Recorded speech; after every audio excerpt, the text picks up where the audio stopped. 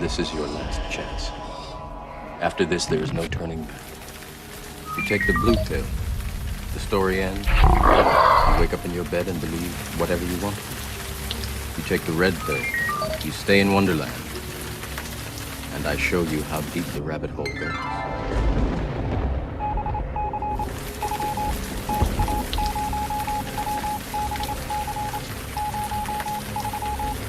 Remember, all I'm offering is the truth, nothing more.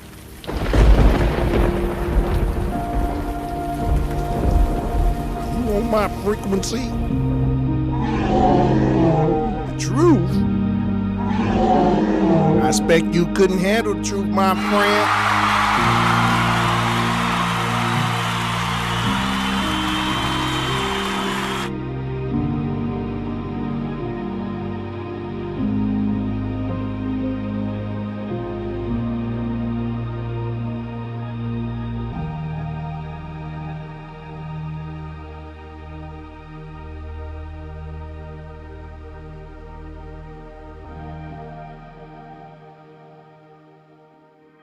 Just a kid from Chicago.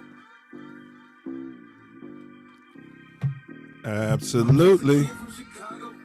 Chicago kids coming in the building. Cam on. Yes, sir. I'm just a kid from Chicago. Went down with Chi-Town and all. Went down. Chicago kids are back in the building. Blessed to still be alive. Welcome to Chi-Town's very own, the Self Luv Show, where our motto is on earth as it is in heaven.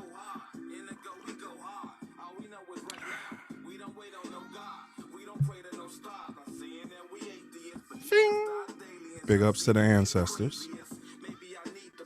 And we also say, as above, so below. We can be found right now, Malcolm, exclusively on the YouTube channel.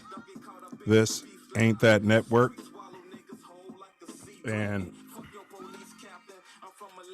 as we like to say, in this acronym age, TATN.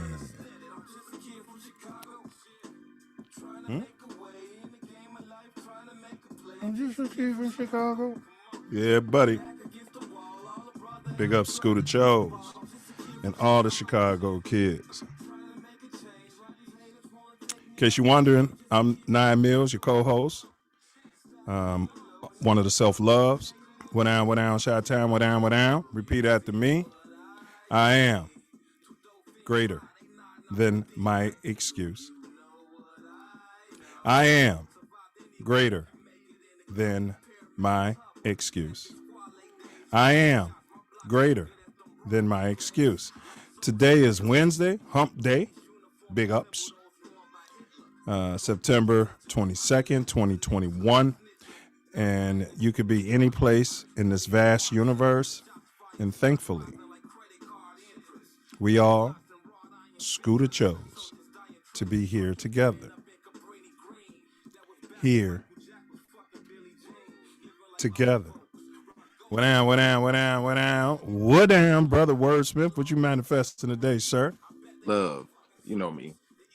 Still manifesting love. How about yourself? Pure, magnificent, unfettered, frequently tough, I'm told, aggressive, abrasive, oftentimes gentle, but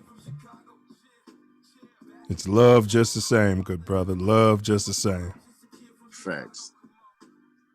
Hey, good noob. So what's been going on your side of this country, in your neck of the Chi? Well, these clowns have to redraw the wards in districts. I mean, so I do the right thing, politicians. Do the right thing, or, you will be removed. Yeah, and to be clear for you politicians, the politicians that he's referring to, I mean, the right thing, he's saying do the right thing by the people, not by the ones you're doing the right thing by already. Facts. But today, man, got a big show today. What to expect. We're going to, as always, provide you with the Self Love Show quote of the day. Also, we're going to run a short video. Big ups to Natalie Williams. Big ups, Queen. We're going to have a short video with the More Growth and Development program. It's less than a minute, we promise. Sink your consciousness into it. Also, we have our Have You Seen Tyranny? Have You Seen Tyranny segment. We've been running since pretty much the start. And then, of course, how to move or not to move. Those familiar with the Self Love Show know what that's about. We run a short video and tell you if that's what we should be doing out here, people. Also,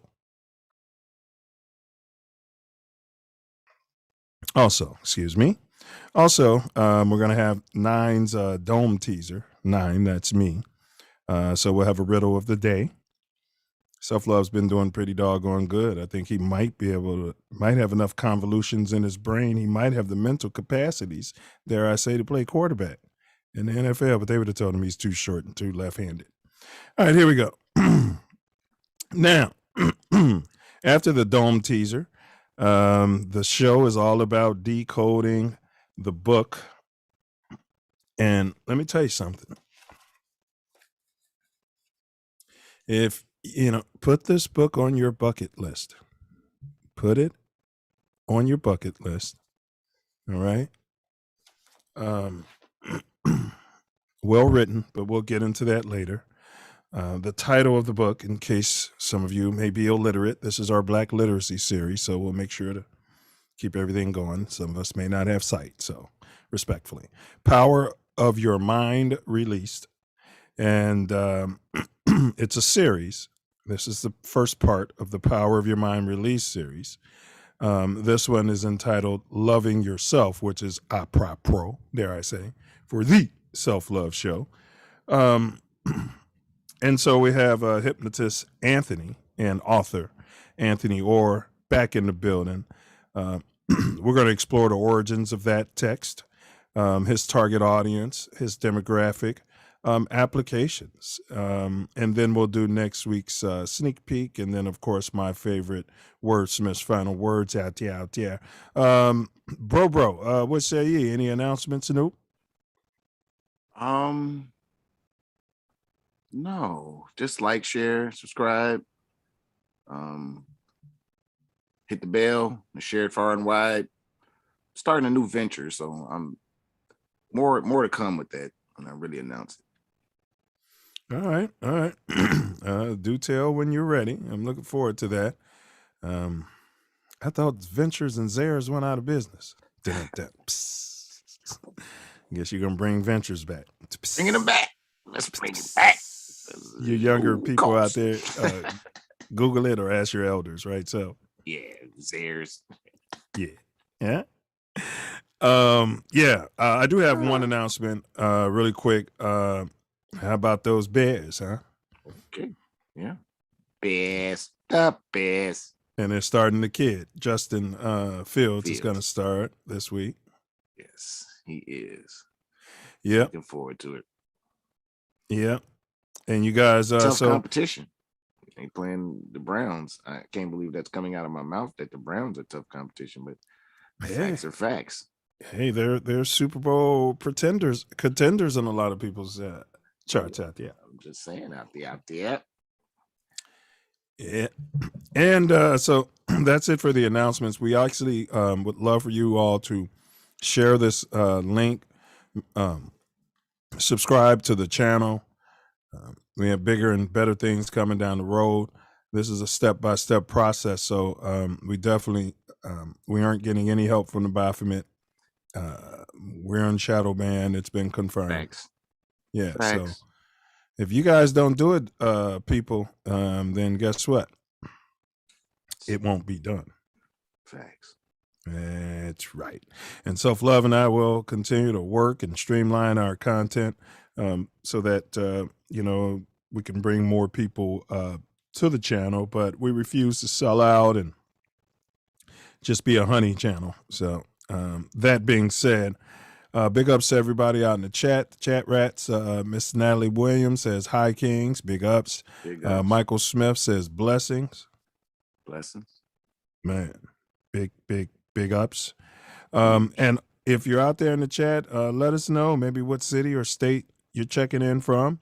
If there's any hypnotists out there, any people who have active third eyes, anyone who even knows what a third eye is. If you're out there, maybe type a picture of an eye or something like that.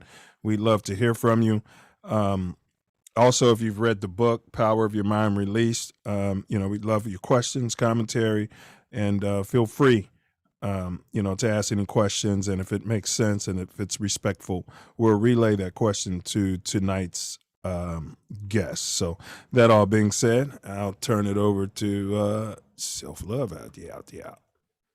Man, as I'm going to continue on with what Nine said, like, share, subscribe, hit the bell. We are doing this for real, organically. No bots, no fake likes, none of that mess. And we need your help, really. So please share this with like minds. Talk about it. Put them up on us. All right. As always, we have a very, very important video for you to check out. It is the More Growth and Development platform that we're building Self Love Nation off of. But before that, we have the Self Love Show quote of the day.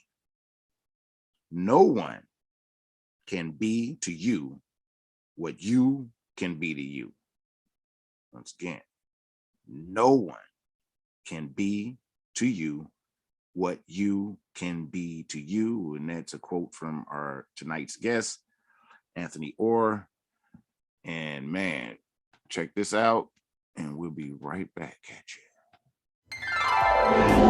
Silverback More Growth and Development platform.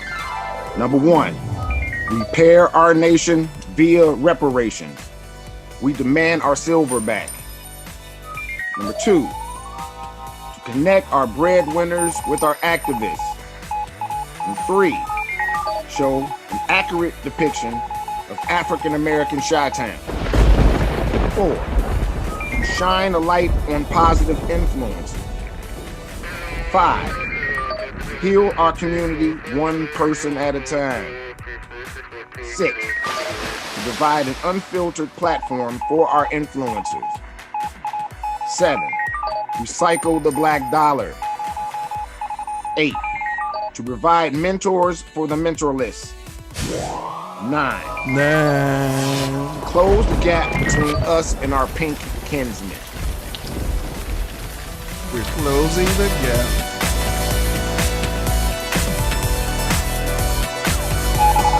We're closing the gap.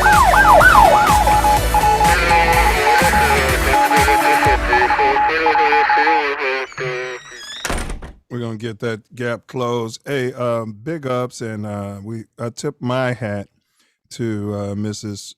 Trisha Mann Grant, author, actor, director.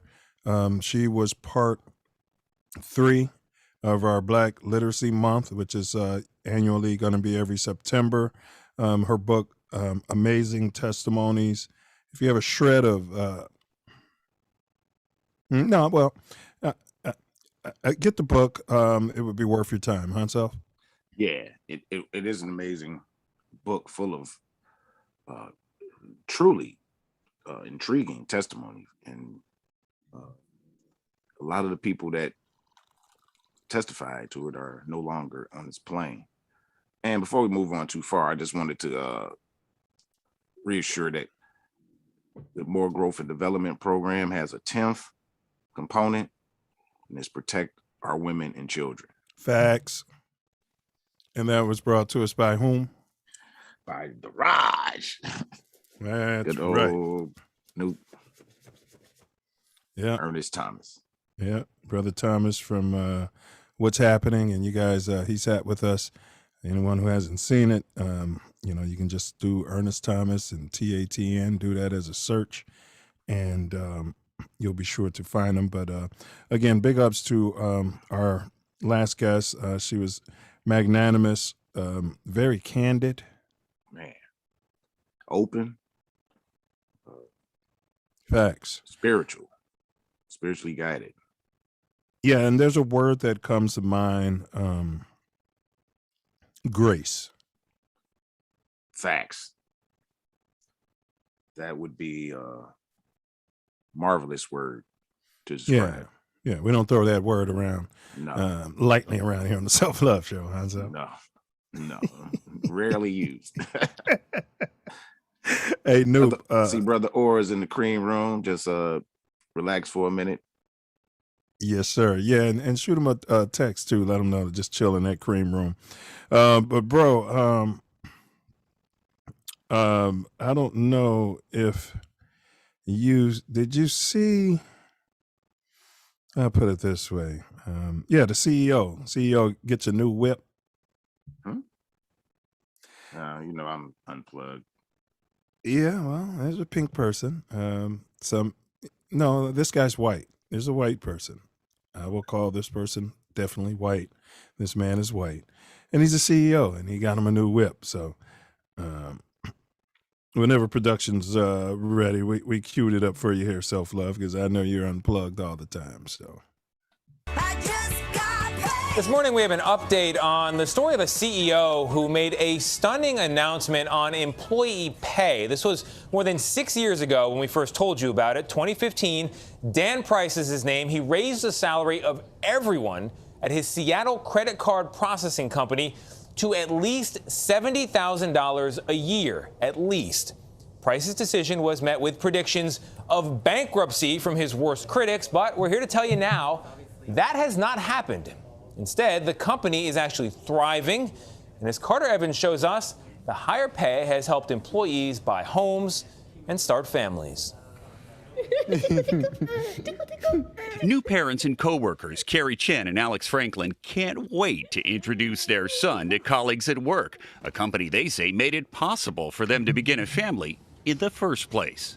And you weren't the only ones that had a baby, huh? No, everybody had a baby. So it's a baby boom here. Why do you think that's happening? We can afford it. They both work at Gravity Payments in Seattle, a credit card processing company with a CEO who 6 years ago did something that shocked everyone. And we're going to have a minimum $70,000 pay rate. I remember this. This is a follow-up. People making $35,000 a year, but you told them you were going to double their salary. Yeah. And then you actually had to do it. Right. How did you pull it off? Well, it's tricky. I took the $1 million pay cut. He's Jesus. That's right, $1 million pay cut. Dan Price was simultaneously hailed as a hero and eviscerated as an enemy of capitalism. Lunatic of all lunatics, Dan Price. Of course, I think he's a socialist. I hope this company is a case study in MBA programs because it's going to fail. But that didn't happen. So you've almost doubled the number of employees and you've tripled business. Yeah. And you're still paying a minimum of $70,000 a year. South Africans How much do you make? I make $70,000 a year. To pay his own bills, Price downsized his own life, sold the second home he owned, and tapped into his own savings. I think it was a big risk. Andrew Haffenbrack teaches at the University of Washington's Foster School of Business. He's white. It does go against what people expect and what we usually see in terms of corporations and companies. These days, average CEO compensation is 320 times more than the salaries of their typical workers. This shows that this is where the only the way struggle. for a There is company no to poverty. be successful and profitable. Right. People do you agree. pay what you can get away with, or do you pay what you think is ideal or reasonable or fair? Why aren't more companies doing this? I would say that's the failure of this. I feel like I've been shouting from the rooftop, like, this works, everybody should do it. And zero big companies are following suit because the system values having the highest return with the lowest risk and the lowest amount of work. But Price thinks Gravity's returns are up in large part because bigger paychecks have led to fiercely loyal employees. Our turnover rate was cut in half So when you have employees staying twice as long, their knowledge of how to help our customers skyrocketed over time. And that's really what paid for the raise more so than my pay cut. Meeting them where they are. The company did take a hit during the pandemic, losing 55% of its business in March 2020. At one point, Price figured Gravity was only 4 months away from failing. But it bounced back after its employees voluntarily took a temporary pay cut. We reduced our salary to $40,000. Yeah, I think we took each about somewhere around 60%. Are you back up to normal now? Not only back to normal, Gravity repaid us all of the pay cut that we had voluntarily given up. Are we gonna get a little playpen in here for you?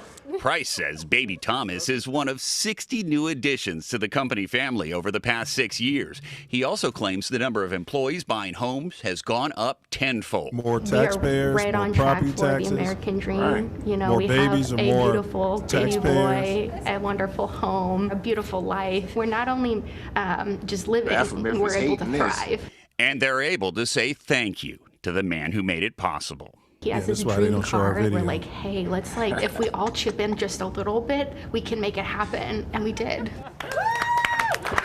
Oh my God! My employees had done way more for me than I could ever do for them. So the fact that they wanted to get me such an unreal, amazing gift, it's pretty special. I don't know if I can put it into words. You could have afforded that with your old salary. Yeah, that's true. I'm way happier now than I was before. Oh, this feels good. At Gravity Payments, it seems like there's a lot of that going around. For CBS Mornings, I'm Carter Evans in Seattle. That was a beautiful. All right. I say one thing. Hats off to. Why does this keep popping up on my screen? Hats off to that guy, huh?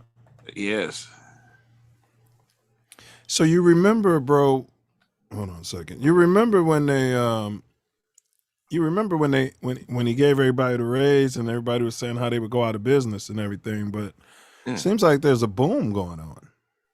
I mean, when he took the pay cut, they added more employees. That made the whole company much more productive.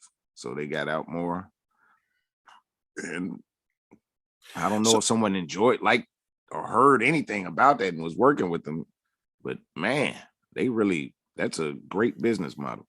And there was a time in this country, I mean, people didn't get paid like that, but the CEOs weren't as greedy, right? Yeah, the ones at the top. And so they were, and the shareholders weren't as greedy. So the employees were, making a living and a go at it. And so they actually loved the company that they worked for. Yeah. And right? And yes. The work becomes second nature. It's less stress, right? Loyalty breeds a whole lot of loyalty. Come on, Self. I mean, you know what you do for a living. If you're at a particular company and you've been doing this job for X number of years, you can now do it while you could be doing 3 things at once. Yeah. I've seen this before. You know what I mean? And I know you're like that. Oh yeah, no problem. I've seen this. This is, and then when you leave a company or a venue or something that you're working for, they lose all of that knowledge and they don't value it.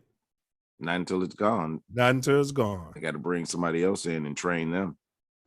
Bro, that's funny. I heard a proverb, I think it was a Buddhist yesterday or today. It said, it was today. It said, we don't understand the value of water until the well runs dry. Facts. Yeah, facts. You know what I mean? So, hey, but we'll push past that. I wanted to get into the our next segment, and then we can get our guest rolling because he's waiting patiently, which is our how to move or how not to move. So I'll ask Self Love. We're going to run this video, and I'm going to ask the chat, is this how to move or how not to move? So. Nicki Minaj just got an important request from the White House. They're saying, give them a call. As Jim Murray reports, they would like to set her straight about the COVID vaccine. Hey, Nicki, the White House is calling. The Biden administration reached out to the rapper after she spread bogus fears about the COVID vaccine. President Biden was even asked about it today. Mr. President, what kind of impact does it have when celebrities like Nicki Minaj share dubious claims? The White House has invited me. Yes, I'm going, she tweeted today. Good morning, Philip. She wants to storm Washington just like Reese Witherspoon. I'll be dressed in all pink like Legally Blonde so they know I mean business. Not so fast, Nikki. The White House says they don't actually want her to come to the White House. They just want her to call so they can put her in touch with experts who can reassure her that the vaccine does not cause impotence. They don't want her We around. offered a call with Nicki Minaj and one of our doctors to answer questions she had about the safety and effectiveness of the vaccine. Nikki claims her cousin from Trinidad has a friend whose testicles became swollen after he got the vaccine, and now she's getting mocked everywhere. When somebody says their cousin's, mother's, aunt's, sister's, brother's, uncle's dog happened in another country. Of course, your cousin's friend is a much more trusted source They than haven't all of the investigated world's it. doctors. That's why in emergency, you always hear people yelling, "This man's having a heart attack. Propaganda. Quick, is anyone here someone's cousin's friend?"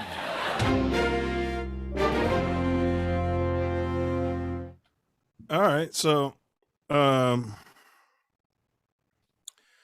we're asking from I'm going to ask from two perspectives. From the government's perspective,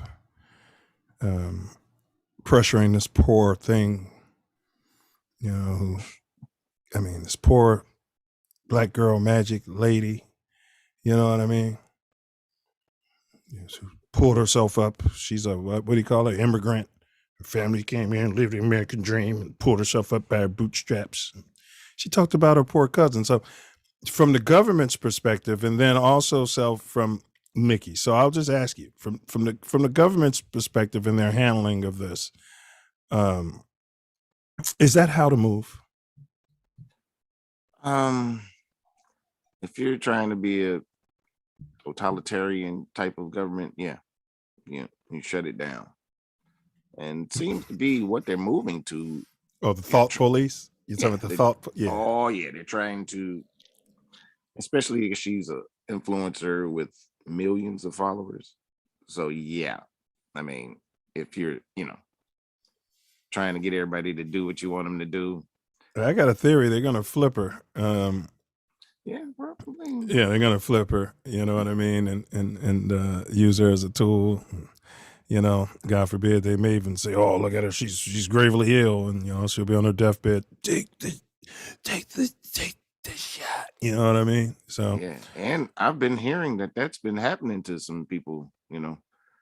What she said happened to her cousin's friend or whatever. She said it was her cousin. The news and these comedians started talking about you mean your third, fourth cousin. It was so disingenuous. The report was she said her cousin who lives in Trinidad itself, you know what I mean? And they're like, it ain't even in this country. I don't care if it happened on the moon. But I would have liked for them as journalists to have said, we investigated this and we looked for her cousin. You know what I mean? Hold up. Oh, my bad. All those people that commented and all that, all right. None of them is journalists. You're right. None of them. You're right. You read the prompt and shut up. You're right. So from Nikki's point though, is that how to move? Or because she's in Twitter jail and everything, bro. Like, what do you say? I mean, I'd say, there's no bad publicity and that has people saying her name or what have you. And she told her truth. I mean, I don't. Well, love you again in the morning. Nope, you said our 10th tenet in the program is protecting these women. Yeah. You know what I mean? And we as a black nation need to start taking a big cup of what? Shut the fuck up. If we can't stand up for our women out here. Period. So let's go ahead and get this going, bro. We're like 8 minutes behind, so we apologize. The dome teaser of today's Self is this. You have me today. Tomorrow, you'll have more. As your time passes, I'm not easy to store. I don't take up space, but I'm only in one place. I am what you saw, but not what you see. What am I? One more time. If anybody in the chat knows, type it in. Here it goes. You have me today. Tomorrow, you'll have no more. As your time passes, I'm not easy to store. I don't take up space, but I'm only in one place. I am what you saw, but not what you see. What am I? So, you got a thumbs up on that, so? Ding, ding, ding, ding, ding. Oh, wow. All right. If anybody knows it, type it in the chat. And all right, so here we go. Enough of the appetizers, good brother. I don't think these people are necessarily here to hear us blab. No doubt.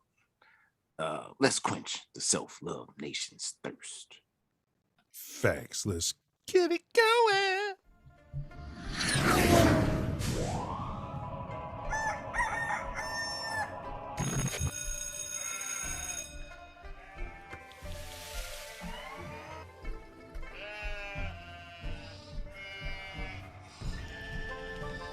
I say close the, you say gap. Close the door. Gap there, fella. Is this the wrong one? Oh no, it ain't. Yeah. I'm a black Greek. I am a Greek. Like Yes. And you said in somewhere contained in reason number 11 that you're angry because black Greek leaders are cowards. And I don't play that. Yes. Let's stop running. Can you unpack that? Man, let me tell you something. They not. Oh, I see. Yeah. Although that was a great video, we got the wrong thing running here. So we just won't run it. I'll do the intro. And this is from his About the Author in the book. So who we have in the building today, we're proud and honored. We have a hypnotist, Mr. Anthony Orr. I don't know if he's related to Townsend Orr, overrated basketball player. He was pretty good, though. I ain't going to take nothing away from him, just overrated. You know what I mean? Good kid. It's a nice kid, too. Didn't have a bad attitude. I digress. So we got Anthony Orr, because he might be related to the guest, too. It's my son. Oh. So we got Anthony Orr, Self Love. He studied hypnosis for over 30 years. 30 years. He's been practicing regularly, seeing clients, including performing stage hypnosis, for over 5 years. He's a life coach, executive coach. He practices NLP, which is neuro-linguistic processing self. Is that right? Okay. And various forms of meditation. Reiki, R-E-I-K-I, Reiki, and other places used to help others.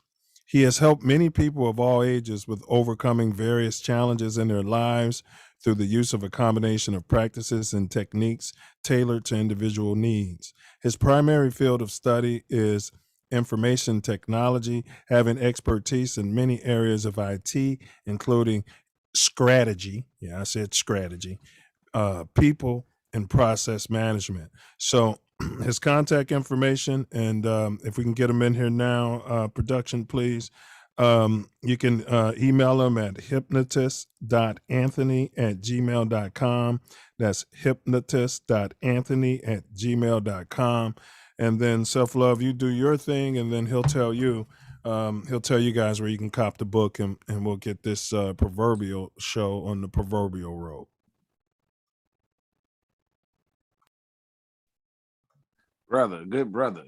Hey, Alice. How are you, man? Welcome to the Self Love Show, or I should say, welcome back, because we had you here before for the hypnosis show.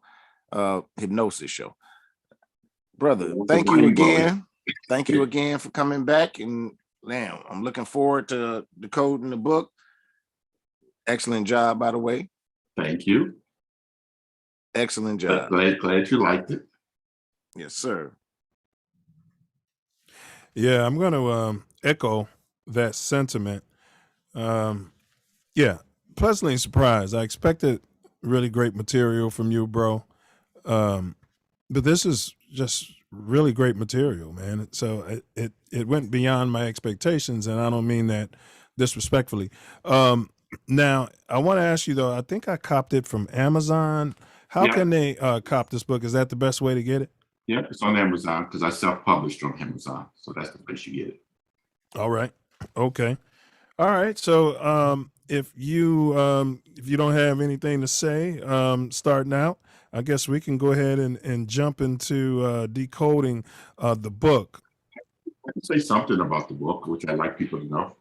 it's really not my first book. I've written IT books. One of the things that we say when we're writing IT books and things like that is that, if I had enough time, I would write a shorter paragraph or gave a shorter statement. Sometimes in some books, I think they overdo the word salad in there and just talk too much and don't get to the point. So as I was writing this book, it really came from the heart. So everything in there sort of just came off the top of my mind.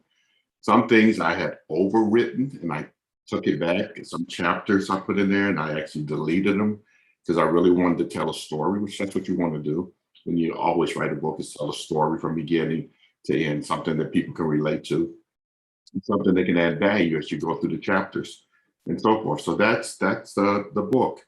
It's not real thick, but again, it's one in a series. So as the other books are published, they probably all come together and make a big book, So, and that's my intent and my plan. But I was hoping it was quick reading and it gave value and things like that. Some of the feedback that I get that you probably saw on Amazon, it's all 5 stars. And some people say, hey, why don't you create a workbook? Why don't you do an audio book? So my list, but I haven't got to it yet because being busy with regular day-to-day stuff. But soon.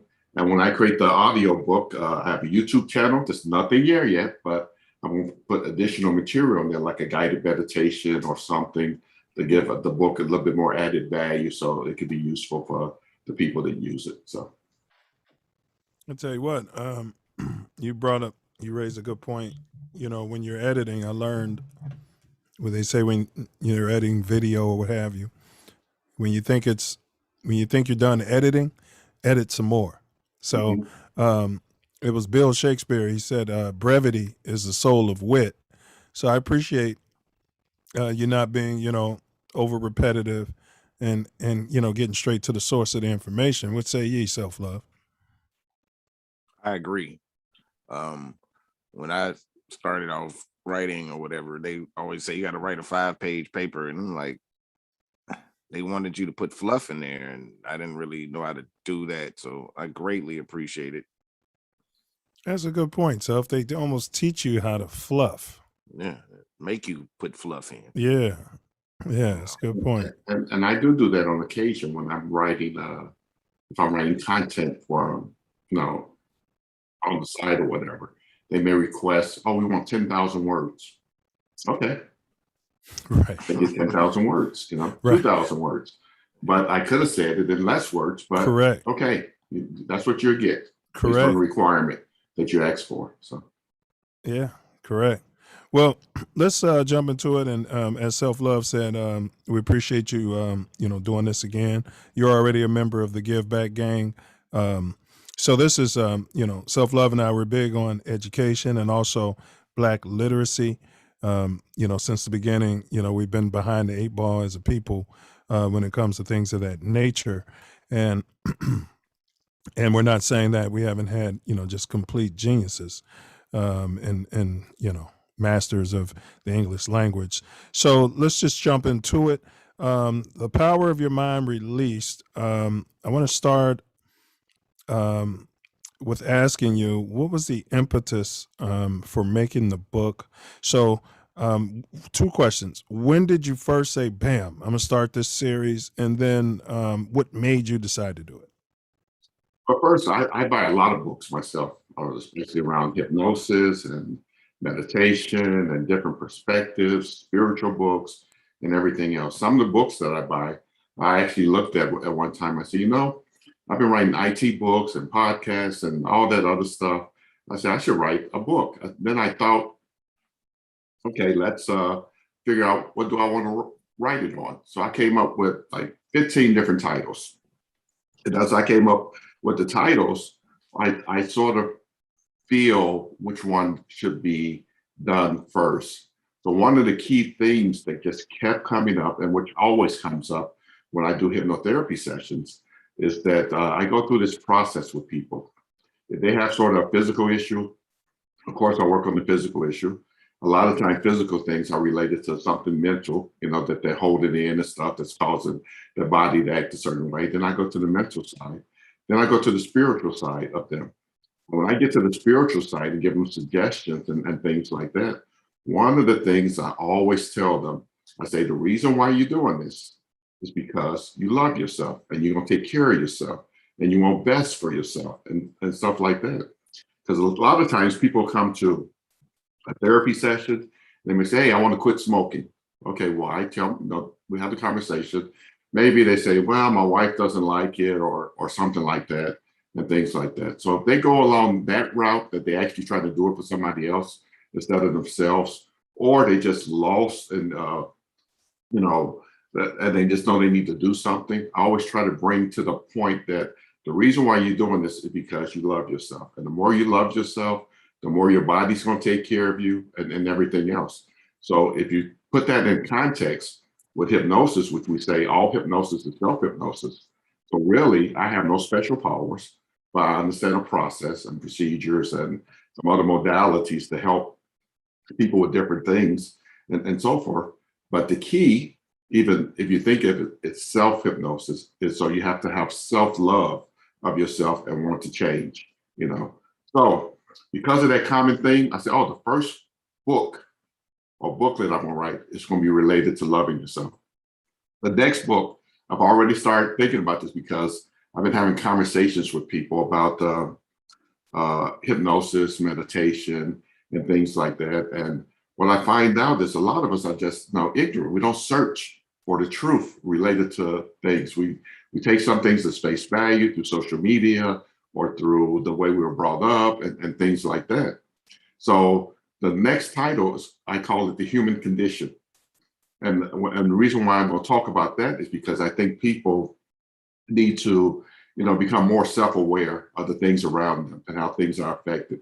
Even if you grew up with a certain belief and all of a sudden you get experiences that sort of challenge that belief and so forth, you're actually getting new knowledge to say, hey, you can improve that belief. You can improve, what's going on with you, or you can improve your human experience and your thoughts and maybe become happier and so forth. So that's the next one. But this one, as I wrote it to go back, you'll see it really tells a story. If you look at the chapters, and I got it in front of me because sometimes I don't remember the chapters myself because when I'm doing this, it's sort of inspired by almost like if I'm having a conversation with somebody. I start with the introduction, almost like, why am I doing this? Because of what people tell me and the challenges and stuff that they have. Then I say, okay, the book name is The Power of Your Mind Release. So how powerful are your thoughts? And this is something that we don't realize either. Sometimes, the words we say have so much impact over us. That's why even if you take hypnosis out of the picture, you cannot say negative things over yourself. You cannot give yourself doubt. You have to put yourself in the right direction and give yourself positive affirmations and things like that. Otherwise, you're going to have challenges because what's going to happen, your subconscious mind is going to pick up those things and say, oh, that's what you want? You want to be unhappy? You want to feel bad? You want to have self-doubt? You want to think you can't do this? I can give you all that because I want to help you, So that type of aspect. And then need. Sometimes people, they, as I wrote in there, people think they need certain things. And then when they get them, like we've all probably experienced and said, man, if I only get that such and such, I'm going to buy it. Then you get it, say, no, I'm still not happy. I thought I was going to be happy when I bought it. I just got a delivery today. I'm happy. But go ahead. Yeah, but sometimes you can be, especially if it creates an environment for you and your kids and the people around you. Yes, and sir. so forth. But sometimes we have this, thoughts about stuff that we do. Say, man, I'm still not happy. Or like I say with women sometimes, I got that LV purse. I got those red bottom shoes. Are you happy? Well, it don't seem like you're happy. Well, I got it, but I thought it'd make a difference. No, it's something else that makes a difference. That's why when I go to the next chapter, I say your happiness, even when you buy stuff, you should have regrets or anything like that, but you should have what I call emotional contentment. Have that mental perspective that you did the right things and things are happy for you. But it's not the physical thing, but it's the mental side to the physical things and the relationships and the other things that go on in your life and so forth. So as you see, as I'm writing the book, I'm building up to something. I haven't even started talking about hypnosis and meditation. As you see, I put that at the end of the book. Mm-hmm. Then I said, okay, after you did that, then you sort of understand, how you think and what do you need and how can you become happier? How do you give love? And one of the things I tell people about that, I say, growing up, I was never taught how to give love. I never saw it, in the community and the family and so forth. At some points, people give hugs. Sometimes some people say, well, my father or my mother never said I loved you. And then those conversations where we see people fighting and bickering. So when we throw fire at something, we throw fire right back and say, no, this is the way it's supposed to be, and I'm angry. And so now your mind, where did it go? It went to this perspective that I don't like you. Even though in a relationship, you may have started, oh, I love this person to death, but now you have this argument, all that is pushed to the side. And you don't know what to do because you didn't engage right, because you don't know how to give love. So in order to receive love, you have to also know how to give love. So I talked about that. I give a recipe. That recipe. Well, we're going to get there. Okay. Stop. We're going to get into all of that. I don't want you to describe the whole book on the first question. All right. we're going to get there. All right. All right. But listen. You raised several fantastic points. That's why I just didn't want to stop you. One thing I've learned through wisdom, sir, is that, Self, like when you win a championship or you graduate, when you look back on it, the journey, they tell you to enjoy the journey, enjoy the process. Speaking of process, so if you're going through a pledge thing and, you get there and it's great. Don't get me wrong. Don't nobody get it twisted. But when you look back on it, I remember the brothers used to tell me, man, you're going to look back on this one day and realize how much fun you had in the journey. and that's part about life. And also you mentioned self-love versus self-loathing. But back to the journey, what were some challenges that you had specifically just making this particular book? Did you have to overcome any hurdles specifically making the book? Personally, no. I didn't have to overcome any hurdles. It was something that was in me that I just spilled out into book form, something that I would talk about all the time. When I tell people about the things that I talked about in the book. And just like I said, when I do hypnotherapy sessions, one of the key things I do in most of those sessions is make sure people understand the reason why they're doing stuff, because they love themselves. And anything that they're going to do in the future is going to be in the meaning of love of self versus anything else. So they're not going to let anybody take that away from them with the things that they say, because they know who they are, but don't lie to yourself at the same time.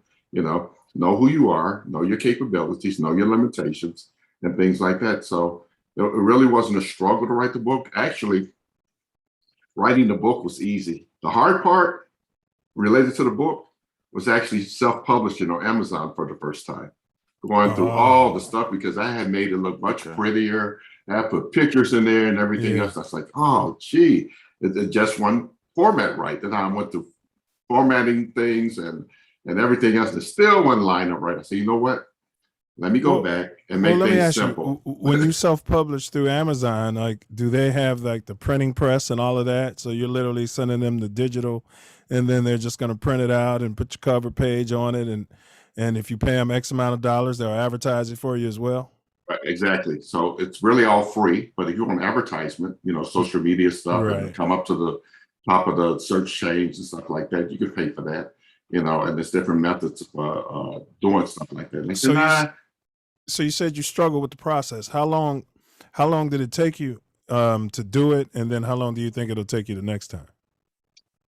Next time be much easier. I keep it simple. You know how to say keep it simple?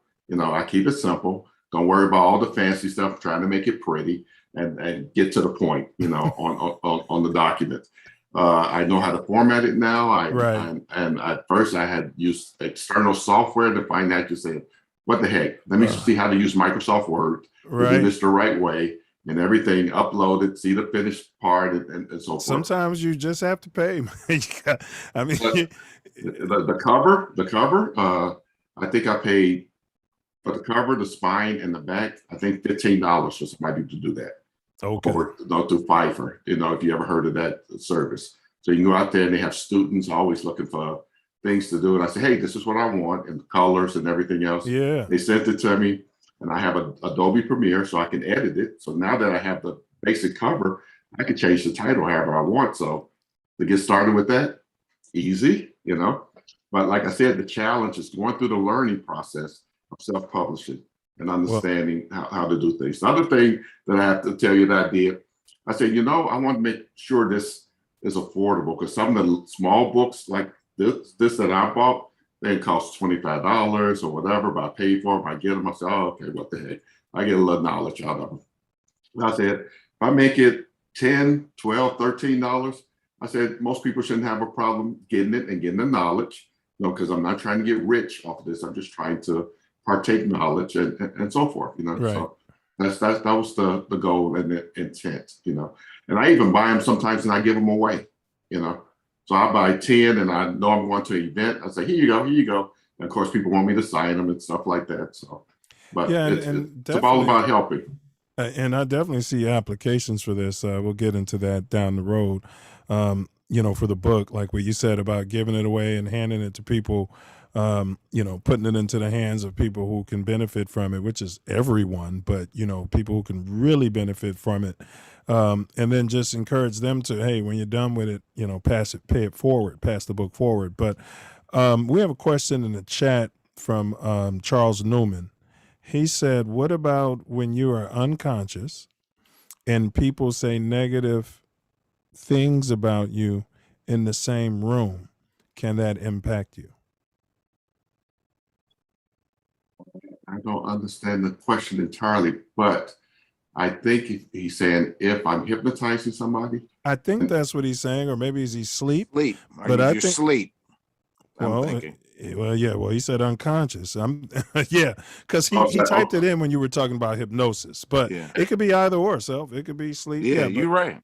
You're right. Unconscious. Yeah. So the thing is about that, anytime somebody says things negative about you, like I mentioned earlier, you have to be true to yourself and know yourself and let those things go. But people have a hard time with that. People have a hard time with people saying negative things while they're conscious. They take them personal without really, like I said, when you think about the book, loving yourself. If I love myself, I know myself, nobody can take that away from me. Nothing that they say negatively or the things that they do. But when I start becoming engaged with that type of energy, whether conscious or unconscious, what I have to do is put the good thoughts there. And then if I say things that are good, for example, somebody comes in and starts saying something negative, and I start saying, what, you know what? But I am so thankful. Let me tell you what happened to me today. They go, well, what's wrong with you? I said some negative stuff. I'm talking about some challenges. And you're talking about being thankful and happy? Yep, they'll run out the room. They'll leave. That's the same thing with negative people in your life, negative people that try to become a part of your subconscious and so forth. When that positive energy comes to the negative will run, and it can't stand to be in the same room. So if you're unconscious, people say stuff that's negative. The other part about that is that, nobody can go against your belief systems. So if you believe that you're a good person and you have good attributes and everything else, no matter what they say negatively, it's not going to happen.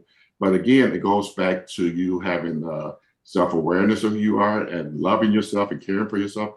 Otherwise, people can take away all your positive energy and say, you are one of the ugliest people in the world. You go, oh yeah, I'm ugly. Oh, they said it. I'd really like to see a study on that.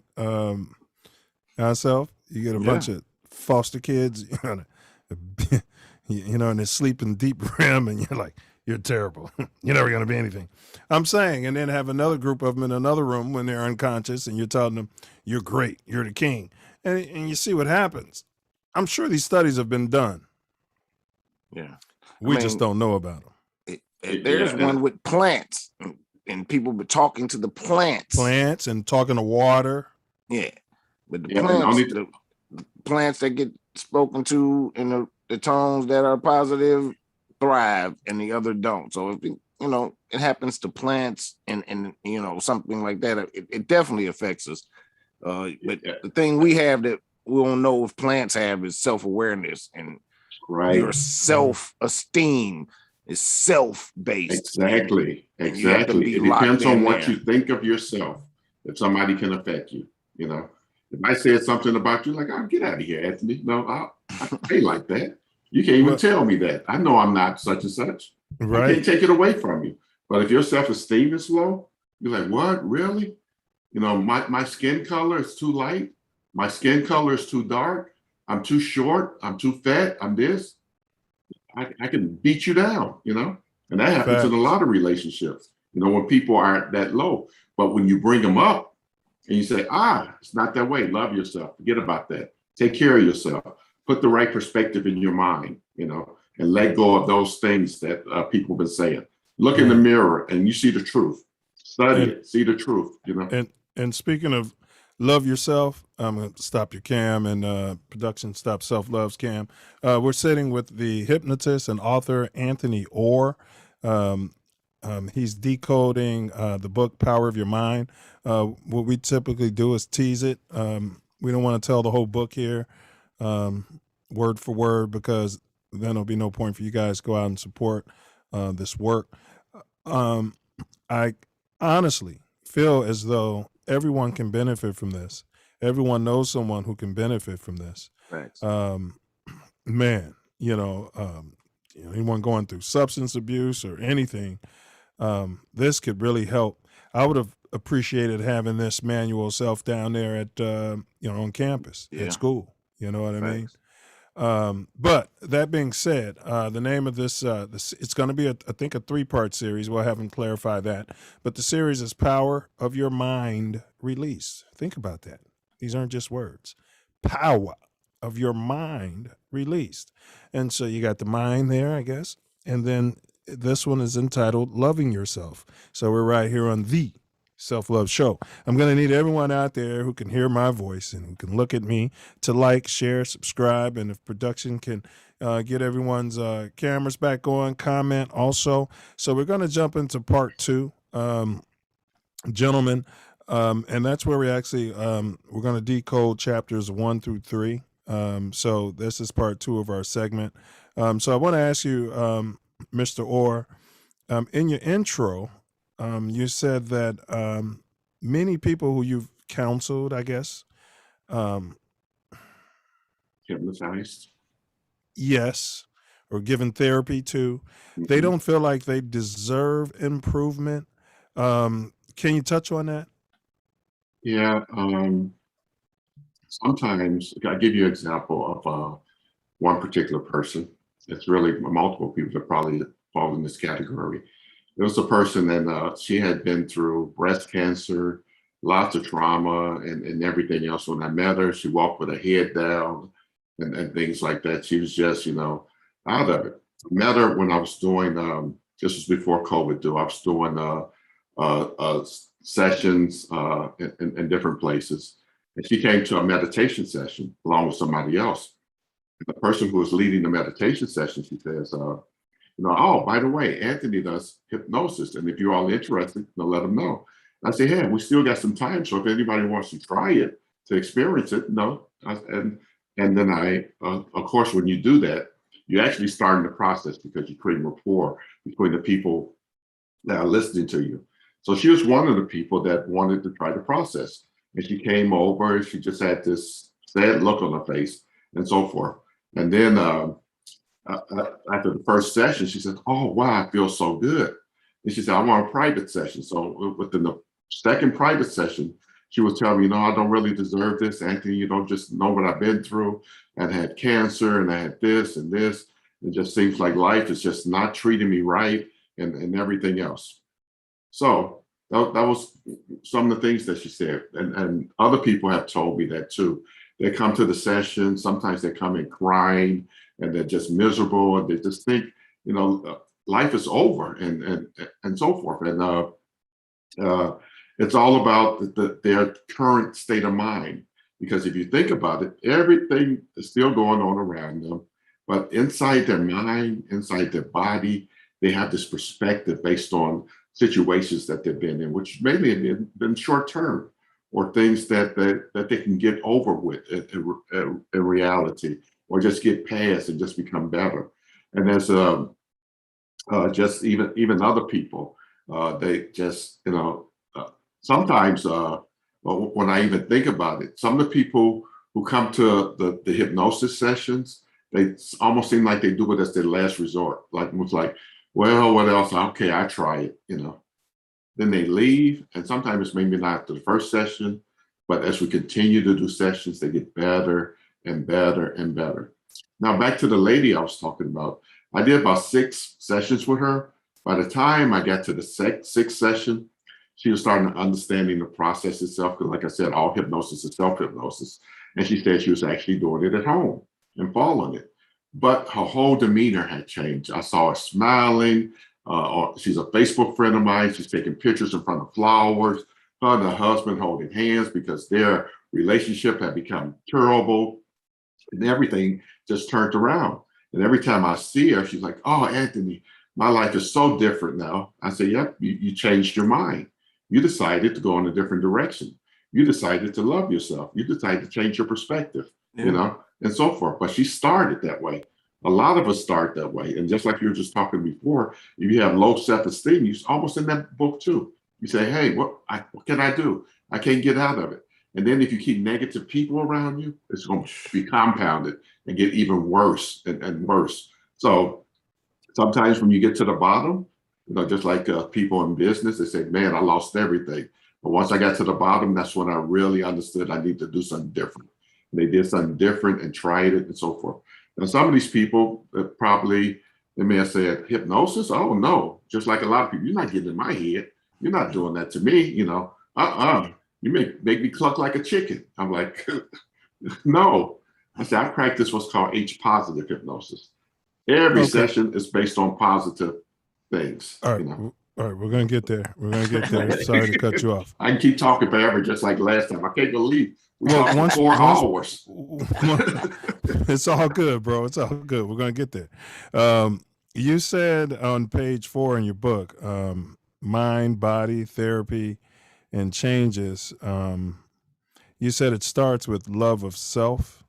Can you touch on that? Yeah. What I always feel if when I talk about the effectiveness of hypnosis, of therapy, period, whether you do hypnosis or anything, or if you just start meditating, it starts with saying that I want to do something different. I want to love myself different. I want to be more. I want to actually be my own self, a positive influence in my life without relying on anybody else. And that's internal. And when that happens internally within your mind, and you start telling your conscious mind that, your conscious mind starts behaving a certain way. In other words, it starts making physical changes so that if you were like this, you're probably sitting up like this now.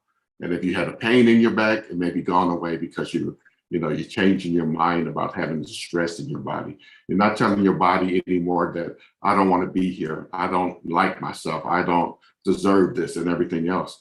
Because when you self-medicate that way, what happens? Your body reacts to it. So if you self-medicate in a positive way through meditation, hypnosis, or whatever methodology that you want to use by being around good people, getting rid of negative people in your life, things start to change. Because the best way to change something is to change the way you think about it, So, and a big part of changing the way you think about it is changing what you think about yourself. And you have to love yourself and care for yourself. And we say that all the time, related to everything, related to exercise, related to eating right and everything. Why not mentally, So.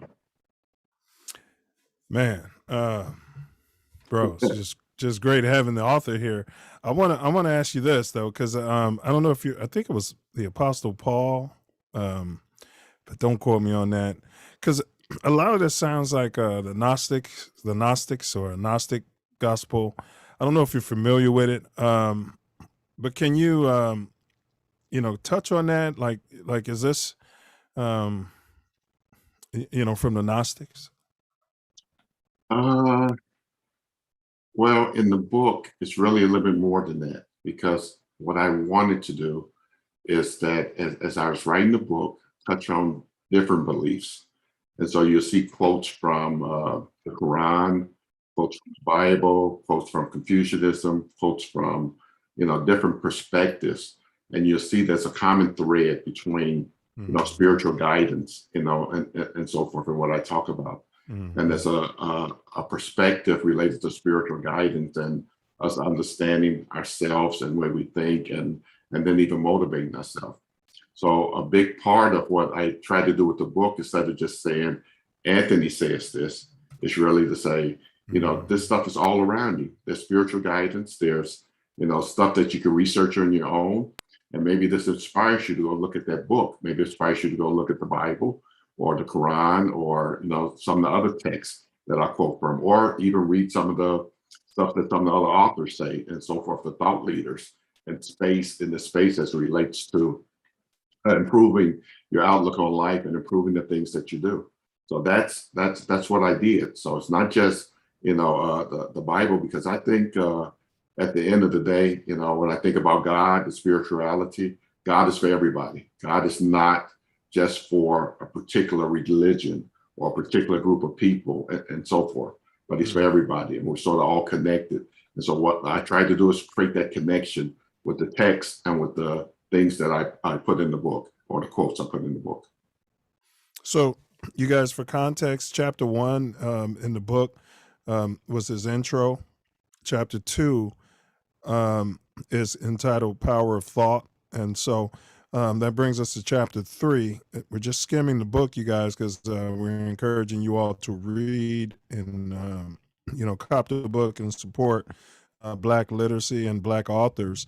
Now, chapter 3 is entitled Needs. And he broke down Maslow's hierarchy of needs. And we're not going to talk about that now, because if we did, you probably wouldn't have to read the book. So you guys read the book. Self Love, I'm going to throw it to you. If you had any questions for this segment or the previous or any segment, bro. Yeah, I'm going to probably make a statement because he just answered my question. My question was, how did you pick the quotes and who you quoted? And he really went in depth on that prior to this. And man, thank you for writing this work, because reading it, it's very apropos for the Self Love Show. It's all about loving yourself and expanding on that. And it was a blessing and a pleasure to read, bro. Yeah, I think also that people need to connect the pieces of things in their lives and the things that they hear. For example, we just talked about Maslow, hierarchy of needs. We hear that a lot sometimes in the business world and stuff like that, but it's really related to us, and you can connect that to other principles and so forth, which I did. I actually get a chart that I use sometimes to talk about Maslow hierarchy of needs with other practices on how people think and how to become an expert and stuff like that. But the top level, of course, is self-actualization, which is really loving who you are and caring about who you are and what you become and being proud of what you become and so forth. But we go through a lot of challenges, as it relates to, what I call that human experience, all the way at the bottom, just trying to live, just trying to have food and shelter and say, man, I can eat, I have a place to sleep and so forth. So I'm not even thinking about, being all I can be yet. I just need to survive. So we go from survival all the way up to this level of spirituality and self-actualization that we say, man, I'm finally happy with who I am. I finally love myself. I'm finally happy with my work. I'm happy with my family life. I'm happy with my social life and everything. And all that has come together. So that's what I talk about needs. I say you have to realize, what level are you related to the things that you need? And then if you understand the next level. They need to read the book to discuss this chapter. Yeah. And I ain't gonna say it all, but I'm just giving sort of highlights so that it's like a tease so that they can what is he saying about the next level? No. And I'm not gonna say all the levels, and I'm not gonna talk about how I related the levels to other things too much. Yeah. Cop the book, y'all. This is get the book. Man, it is powerful. And we are going to take a quick hiatus. It's halftime. We're going to take a quick break. Yeah. And listen up. This is the Self Love Show, Black Literacy, Power of Your Mind, released with Anthony Orr. It's been a great discussion. And we're going to continue it shortly.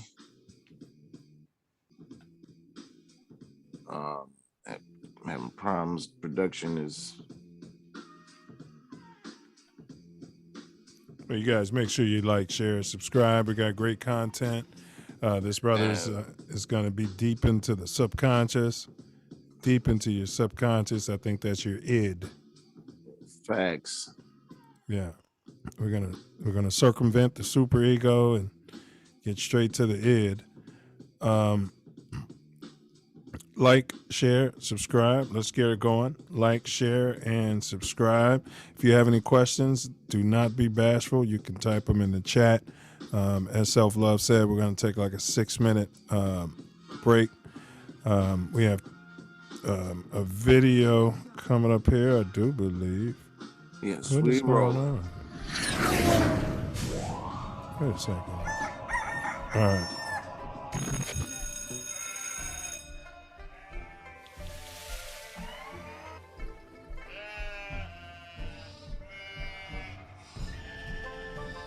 Say close the, you say gap. Close the door. Gap there, fella. Couldn't hear, you know. Okay. Yeah. I'm a black Greek. I am a Greek. Yes. And you said somewhere contained in reason number 11 that you're angry because black Greek leaders are cowards. And I don't play that. Yes.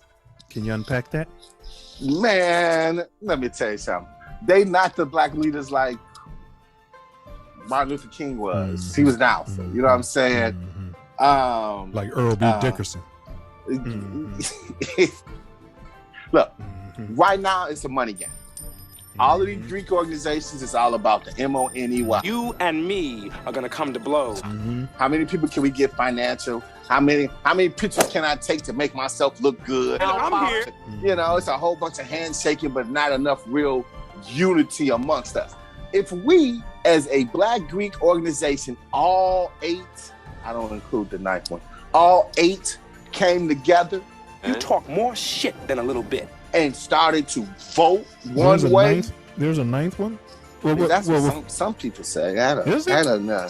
I don't know. I Okay. I Is it only an know the athletic 8. club or is it a Greek organization? I Okay. don't All right. know. All right. So, with that being said, I just feel that if we, like, say for instance, I'm not a Camilla Harris fan. Best rapper alive. Tupac. He's not alive. You said he lives on. But not a lie. I know. I keep doing I that. am not. Far from it. However, she's a member of Alpha Kappa Alpha. I think we as a Black Greek organization across the United States of America, we all united together and went behind her as one. We kind of could have pushed her towards the nomination of president, in my opinion. I felt that could have happened. We settled for being second. With all the numbers that we have as members within the United States of America, across the world, the members all united together. Back to Mother Africa. Well, why would they support Kamala if they don't like That's bullshit. Without question, we are all Black Americans. You do not know a goddamn thing about Africa. You said you don't like her. But it will be a Greek united type of I am front. from Detroit, Motown. So you can watch Tootsie your monkey ass back to Africa. This woman, Kamala, Yeah, that's that gray hair. That's that gray hair. locked up women in California, here where I'm at, and did all types of awful stuff. Got 3% of the vote. We're not going to sidetrack. So I understand. Did you but hear I me understand say your at the point. very That- beginning? I'm just saying, awful example with the Kamala, with all due respect. But I understand what you're saying. We could have united and gotten behind someone. We could Yes. have united across the cities of the United States of America and had local mayors across the United States. You know, So if they were out there stepping and and and doing all types of stuff. They did, but it wasn't everybody. And, that's true. It wasn't that's united. the whole thing. You're right. You're right. Well, maybe that ninth organization can take the lead on something like that. I have to do some research to figure out who y'all talking about. But okay. And no, seriously. I left the yard back in the day. That tells you how old I am. All right, so here we go. But Divine Nine, I love the way that sounds. I've been saying I'm the Divine Nine. Remember, I've been saying that forever. All right, well, here we go. We'll get over me. All right. Do you still have them?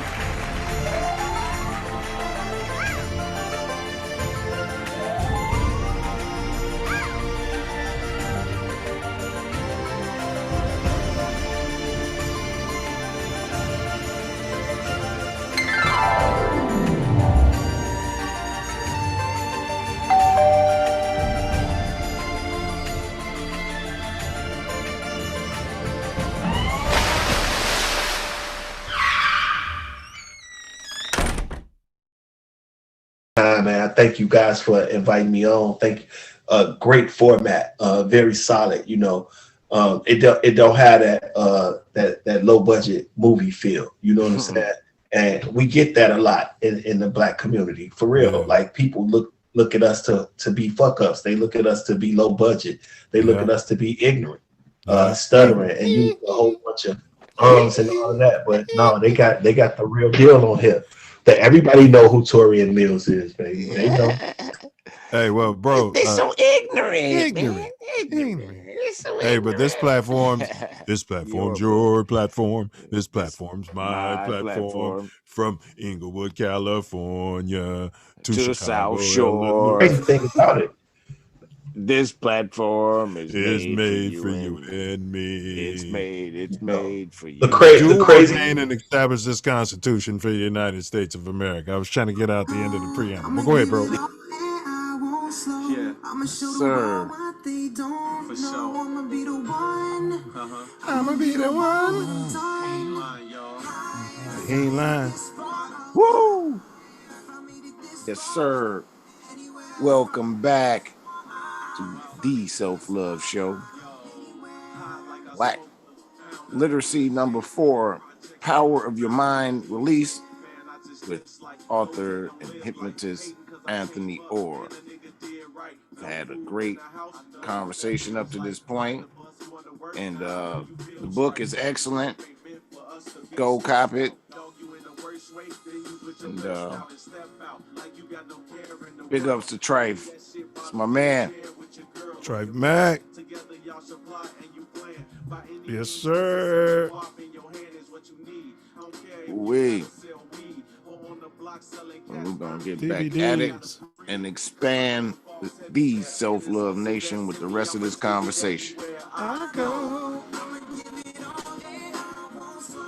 Yes, sir. Got Anthony Orr in the building. He's hypnotizing the universe. He's leaving his mark with a masterpiece, man. I don't say that lightly. So, yeah. Boogers. Thank you. Oh, damn. I'm very happy you all enjoyed the book. What? Well, can you hear me, Tori? It's Booger. All right, hold on a second. Mic check 1, 2. Mic check. Stay back. Yeah, but it's still. Oh, it's Booger. Well, let's get to chapter 4, Emotional Contentment. You guys read the book. Don't touch on it, Brother Orr. Don't touch on it. All right. Chapter 5 is called Giving Love. Yes. All right. Is it sounding better yet, sir? It's back to normal. Okay, sweet. Now, Brother Orr. Yes. If you don't mind, I'd like to read a little excerpt from page 15. Is that cool? Yes, please. Okay. All right. So it's on the bottom of page 15. Now, we're discussing chapter 5, which is entitled Giving Love. Great chapter. He says, where are we? Okay. If you did not have any or had only one parent influencing you, your environment influenced you. both male and female energy, or one or the other, may have influenced you. This can also reflect how you communicate with others and how you receive communication from others. We have to realize and overcome bad behaviors of giving love by realizing that it is a part of us in order to make the next generation or anyone that experiences our bad behavior better. Man, so I need you to touch on that, and then and I know you were speaking on influences of nurture and nature, more so nurture in that chapter. So we're all ears, bro. Yeah, when I wrote that, one of the things I think we all may have heard is that,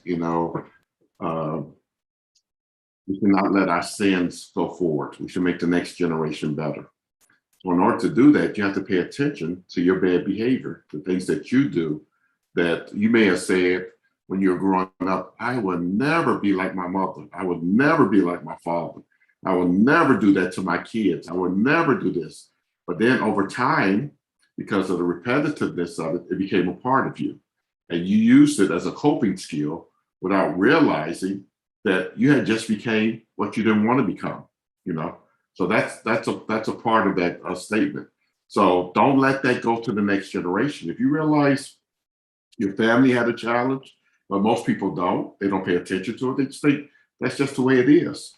But instinctively, sometimes when they're younger, they do understand that they need to change. They need to do better. They need to be better and so forth. They need to break habits and so forth. Otherwise, they just keep repeating the same thing that the parents did to others and so forth. And we see that in, abuse cases and everything else, that they just keep going forward, within the families and so forth. So if you see something that's mentally challenging, physically challenging, that you should break the curse of, do it, and start doing it within yourself so that you don't pass it on and make things better. Yeah, that was pretty powerful that he was, had the forethought. It is a generational curse, if you will, Certain things, yeah. Yeah, and just like, for example, sometimes we talk about the effect of slavery. Yeah. So we still living some of those challenges, that we should, if we understood them, we break them. We say, no, I'm not going to let this go forward to my kids. I'm not going to use some of the same methods that they used way back then to discipline my kids and so forth. I'm not going to talk to them the same. I'm not going to tell for example, what I used to hear when I was younger, just one other one, was that the light-skinned one was better than the dark-skinned one. Those type of things. You don't let that language go forward, and you don't let that mentality go forward. So. Yeah, and I just wanted to say real quick, I don't really refer to it as slavery anymore. Those were prison work camps, and we were prisoners of war. We were never slaves, in my opinion. So it's kind of me changing the mindset, because you can call me what you want to call me. You know what I mean? Right. You know what I'm saying? Like, right. I can get a bunch of people and make them do work for me and call them slaves. It goes back to what you said. People can say what they want, but that doesn't mean that you have to refer to yourself in that way. But page or take it forward. Facts, or push it forward. Facts. Page 19, where are we here? You said, you spoke on, again, we're still in chapter 5. You were speaking a lot on humility and karma. So I have a less than a paragraph on page 19. Is it cool to read that? Yes, please. Okay. So first off, he has a quote from Maya Angelou, the beloved rest up ancestor. When someone shows you who they are, believe them the first time. So now the excerpt I want to read is when you said, we breathe the same air and are interconnected with our spirit in the sense of breath. This is the essence of karma. We are connected to every living thing around us. We can change ourselves and the world around us for the betterment of all by giving our love and good intentions. Bro, you know, like there's a time in my life where, you know, this would have sounded like hokey, but this is really, you know, exactly what, you know, the community needs in the messaging and self-love. This will be mandatory reading in Silverdale. But can you comment on those words and then, you know, humility and karma? And you're a very humble man, by the way. Thank you. Well, the comments on those words, one of the things that I've come to believe that we really are one, especially as it relates to how we interact with each other physically, mentally, and especially spiritually. Things that we say, things that we do, it's almost like that saying, if you drop a pedal in a stream or in some water, you may cause an earthquake on the other side of the world or something like that. It's that type of perspectives that the things that we do and the people that we interact with affects everybody. So and we always say, you know, if you want to change something, you change things within yourself, then go outward from that to your home, to your environment, and then to the world and so forth. Even when we do hypnotherapy, we have that perspective within therapy. Sometimes the language is self. Sometimes it's the language is about you looking at yourself, you know, almost like you're watching a movie. And sometimes the language is about how you look at the world because of the way things are. But we're all interconnected, you know. There's other practices that sort of expound on this. When you start talking about, you know, things like karma, past lives, and things like that, the ancestors and so forth.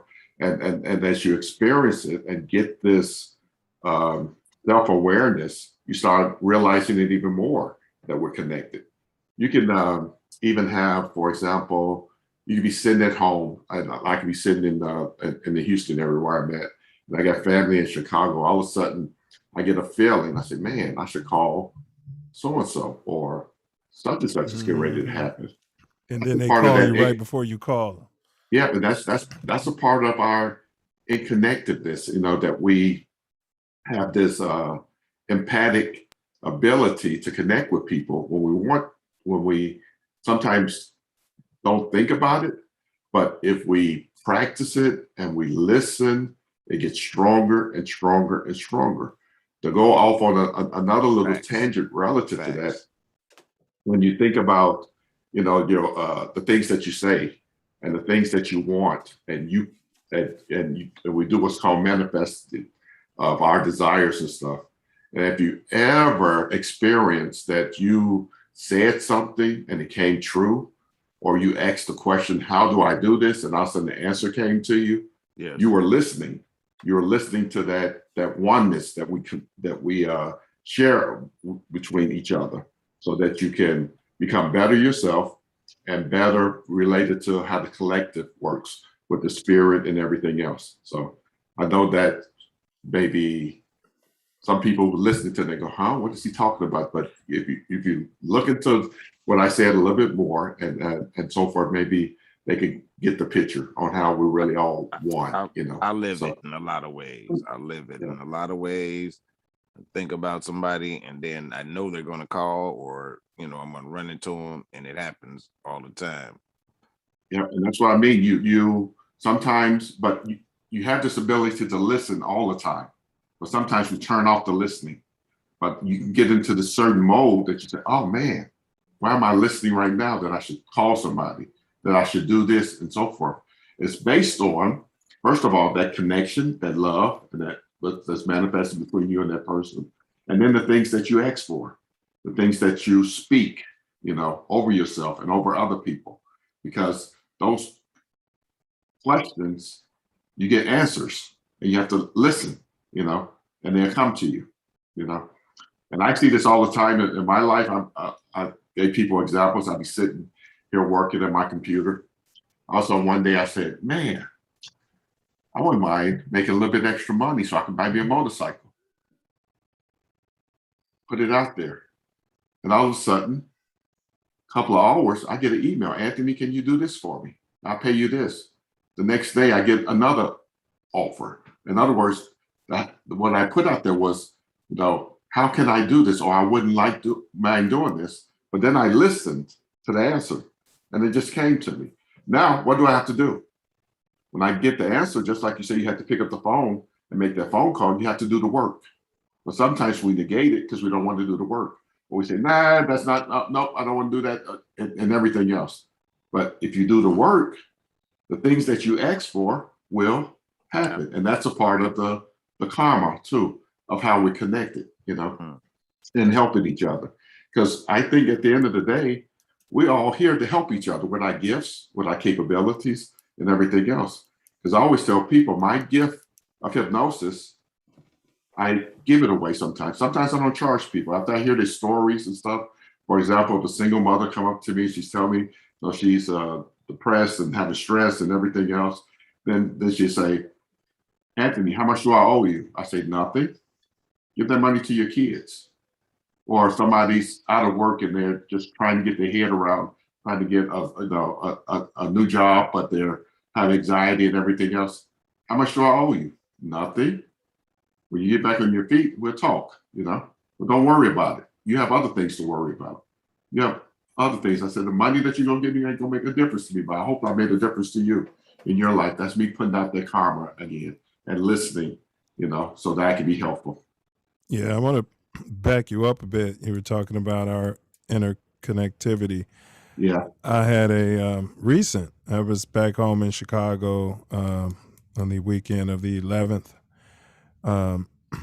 Myself, my wife, mother-in-law, some frat brothers, we're at Portillo's. And one of the guys was like, he mentioned one of the brothers who wasn't there. And I said, man, you know what? I'm going to call him right now. Picked up the phone, called him, right? This guy lives, I don't know. I don't know where he lives. I think he lives in the city. But we were in the south suburbs. Picked up the phone and called him, bro. Just so happened he was sharing love and helping another brother, renovate a house, Happened to be literally driving past, when I called him, he was literally driving past the restaurant where we were sitting, headed to the freeway. And, he talks and talks and talks. I couldn't get in quick enough. So by the time I could let him know where we were, he was already on the freeway. But he came back just to tell you that for that brother to bring him up and for me to say, you know what, let me give him a call. In that moment, he said, what, did you guys see me or something? Right? That's how much it freaked him out.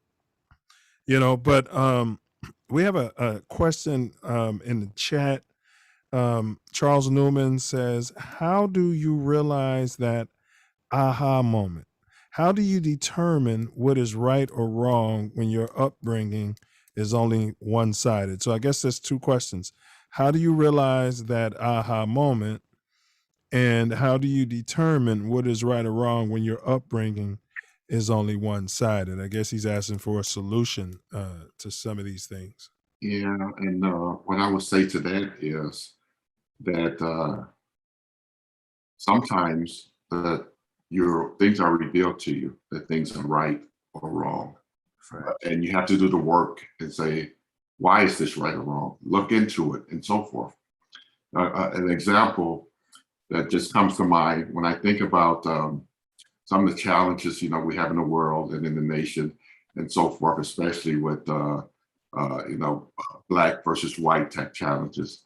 And then you see in the news that, people shouting at each other and everything else. And one side says, the other side is this way, and the other side says this. Then all of a sudden somebody stops and says, man, let me talk to you for a minute. Let me explain to you my perspective. That person listens. All of a sudden you see the white guy and the black guy hugging, becoming friends, because they realize and they are doing the work mentally, versus physically, that something's wrong with their perspective. And they get a ha-ha moment. Say, maybe I was wrong. But sometimes we're just so stubborn and we don't want to change, we don't want to listen. because we're set in our ways and we just think that's just the way it is. And we see that in the world too.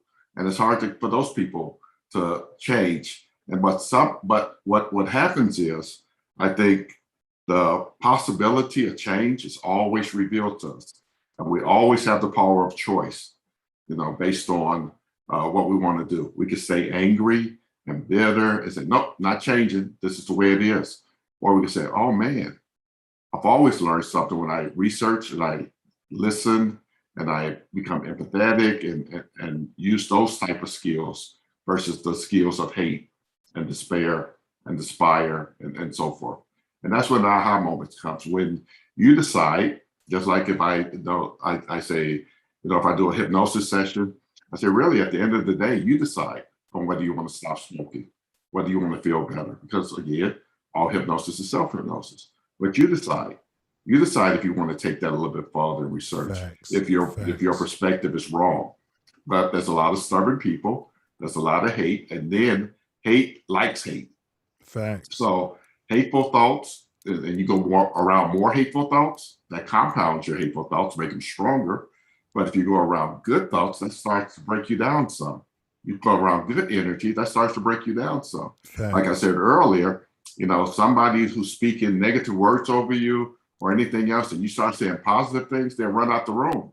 But if they stay in that room, they start humbling themselves and listening and going, oh, maybe I should do something different.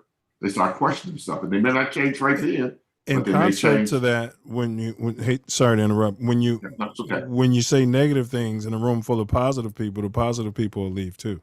Yes, they will. Because I'm getting out of here, Yeah. Because that energy is so strong, Yeah. So yeah. It depends like on you mentioned in the book, I think you come into a room and you can cut the energy sometimes. Yeah. You might have, worked for a corporation and you come into a meeting or something. So, but yeah, and I'm about to get fired. You know what I mean? You feel it. Yeah. And see what I mean about listening to those instincts? You know? You say, man, something's always talking to me. Yeah. But certain times I listen, certain times I don't. So I say, when you're listening, pay attention to how you get there. How did you get to the point of listening? Yeah.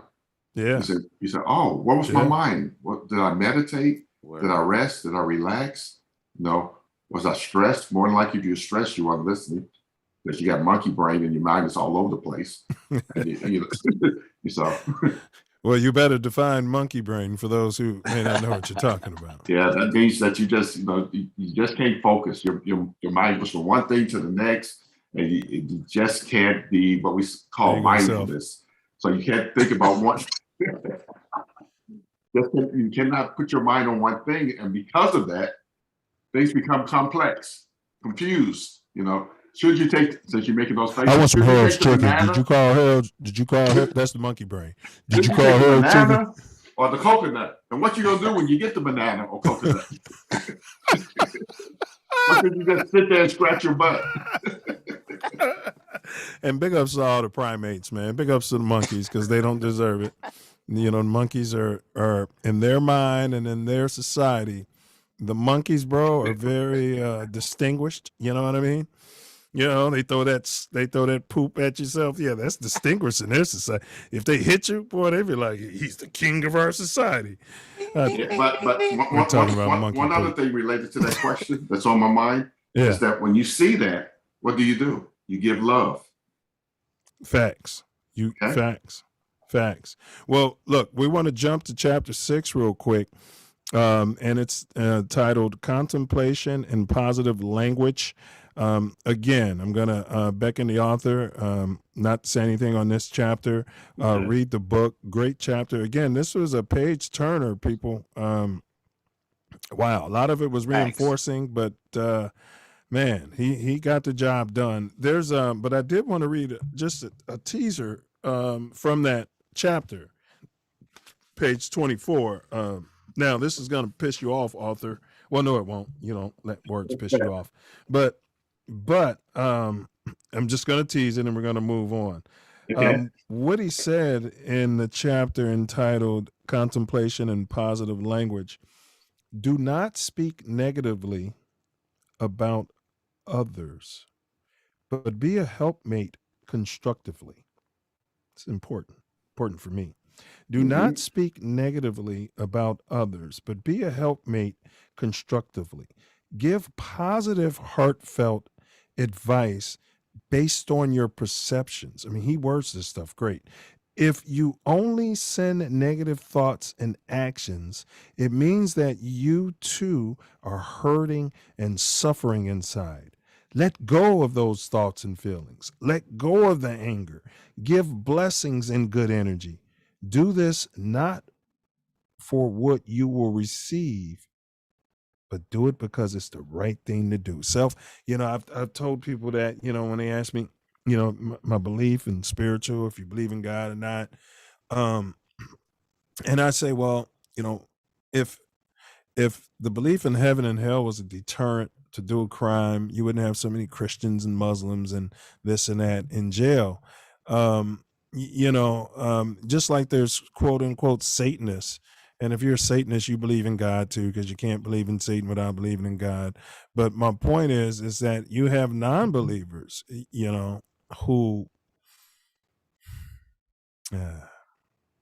I'll leave it alone. I'm just going to leave it alone. I'll leave that alone. But you guys, great chapter. You guys, we're going to skip past that, and I appreciate you not speaking on it, and I'll move past it as well. Yeah, because I can. But I know. But we got more though, because we're going to jump into the final segment, and then we'll have open session. Chapter 7. We're doing chapter 7 through 10 right now. And chapter 7 is called Maturing Your Love of Self. Now, you broke it down. You had a chart on page 27.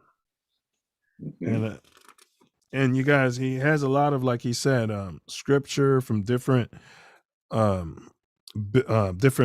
spiritual texts and things of that nature. And then, he'll give you, he did, the research, and he'll break down this charts. I don't know if you remember this chart, purpose and framework. I'm looking at it too.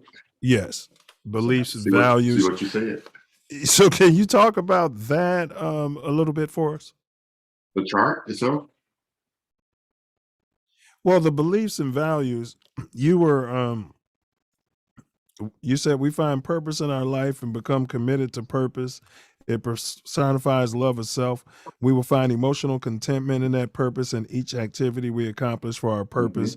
And then, so you were breaking down vision, mission, goals, objectives, measurements. And then on the other side of the chart, you got sense of accountability, sense of survival, sense of accomplishment, sense of passion, and that's moving up. And then you got arrows moving to the right. So I was just wondering if you can decode that for me. Yes, I can. So on the right side, when you see vision, mission, goals, objectives, and so forth, that's called the vision to measurement model. So that if you think about an organization, they say, what's the organizational vision? Well, this is what we're going to do, the whole organization. So why can't I compare myself to an organization and have purpose in that matter? So what's the mission? And it's really a one-to-many perspective there, but I didn't draw the chart there. So I can have a vision of multiple missions, depending on what I want to do. For example, one of my things is hypnosis. The other one is IT, and I have other things that I like to do. But then I think about my sense of purpose. When I think about that, I say, I am here to help. I'm a trainer. I'm a support person. But overall, one of the things I think I did all my life was train people and help people. And hypnosis is just a way of doing that. And then, when you go a little bit farther down and you look at the rest of them, like mission and goals and objectives.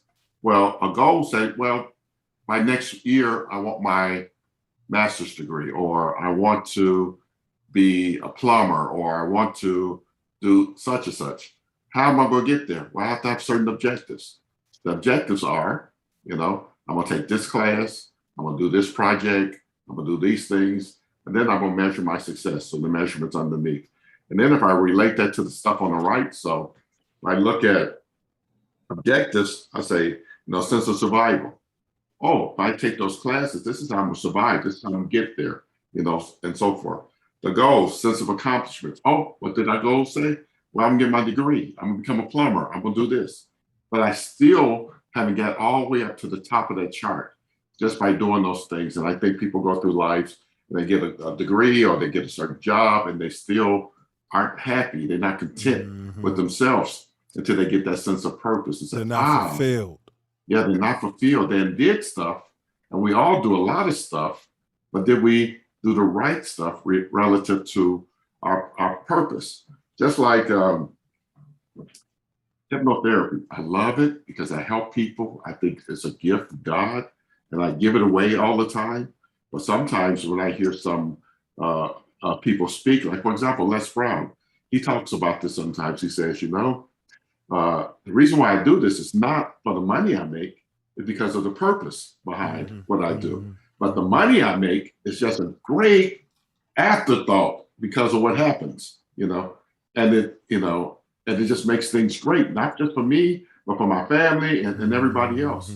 When you get that type of connection and you're not just working for the sake of working, but you work with that purpose in mind, you work with that vision of what you are and what you become and what you can contribute and what you can give, to the world and to others. I think that's the message I'm trying to get across. The other message is that we have to remember it's not what we do. It's not all about what we get. I can go somewhere and say, man, I didn't get nothing out of that. I missed the opportunity to help somebody. I missed the opportunity to make the world better. I missed the opportunity to influence somebody's life, and really, have a purpose in life besides, me being, getting money or whatever, And even when you think about any relationship between a man and a woman, you say, if it's all about me getting, that relationship is not going to be that great. But if it's that blend of me giving and in return, I just get, oh, wow, it becomes even powerful because I don't have to worry about getting anymore because of the gifts I'm giving, because the other person that I'm connected with is just giving me all their love too. And it's not a 50-50 relationship. It's me giving 100% and then understanding what I got in the end, which is just amazing and the way that I feel. Just like when I do hypnotherapy, one of the things that I tell people, I say, when I see that change, I see that person smile at the end of the session. For example, it was a guy that I did a few weeks ago. He had back surgery. He's laid in the bed. He could hardly walk. I went over his house, gave him a therapy session, and he got up on his walker. He was walking, but then his wife said, hey, let's, Anthony, what do I said, no, you don't owe me anything, because I know he was going through this challenge mentally that was causing part of his pain that he wasn't able to provide for his family the way he wanted to. So I didn't want to take any money from them. And he says, okay, we want to go out for brunch at his favorite restaurant. I said, okay. We go out. He starts with the walker. So he pushes the walker to the side. He walks to the bathroom, walks back, and his wife is just glowing, How did I feel? I was like, wow. And she looked, and I'm smiling. I'm just eating brunch with them. And she says, I got to give you something. Yeah, you like the coffee? That's priceless. Times like that is, priceless. But that happens so much. That happens so much when you give. Yeah. Okay. That's give back gang. Let me jump. Facts. Give back gang. So in chapter 7, we're still in chapter 7. One moment can change a day. One day can change a life, and one life can change the world. And you were just, commenting on that, and that was from the Buddha. So, I was going to ask, can you explain, how that fits in with this chapter? Yeah. So when you think about, the theme of the chapter is maturing love of self. When you start loving yourself more, you become more, that passage from Buddha is almost like how you define mindfulness, being mindful, So when you start loving yourself more, right now, you said, oh, I'm in love with myself. I care about myself. Nothing can take that away from me. I'm not going to let things worry me. I'm not going to let past behavior. I'm not going to have any regrets or anything. I'm not going to think about things in the future that may never happen or anything else. But right now, if I change at this moment and I start loving myself more, and I have this feeling of exuberant, self-love, right now, I can give that, and then I can change the day from what it could have been if I didn't do that. I could change somebody's life by giving them love, because of the love of myself. And the more I love myself, I think you mentioned something else earlier that I said, that when you love yourself, one of the things you do, and I tell people, I say, how some people say, man, I can never forgive such and such for doing such and such, and everything else. I said, well, it doesn't begin with forgiving them. It begins with forgiving yourself for thinking that way. Get out of that mindset. You don't even have to forgive anybody. You forgive yourself for being the person that thinks you need to forgive somebody, and let them be who they're going to be. But can you give them love at the same time? Or are they so bad in your life that you need to let them go and just not concern yourself with them and take them out so that other things can come into your life? Other good people can come into your life and so forth. So if you go back to that verse, one day can change a life, and one life can change the world. So as you change your life and you interface with other people and you change their life, you can start changing the world. It always begins within one person. One person can make the difference. And just imagine if a whole neighborhood thought this way, a whole community thought this way, then a whole city thought this way, and you just kept on and multiplying it and everything else. And you had a whole community, because you see this happen sometimes with those communities that you hear about. Nation. Yeah, so you hear about these communities, Mormons and stuff. They go live out in this area, and they get rid of all the other people and everything else. They become self-sufficient off the land, and you go, man, why is everybody so happy? Looks like they're being mistreated. No.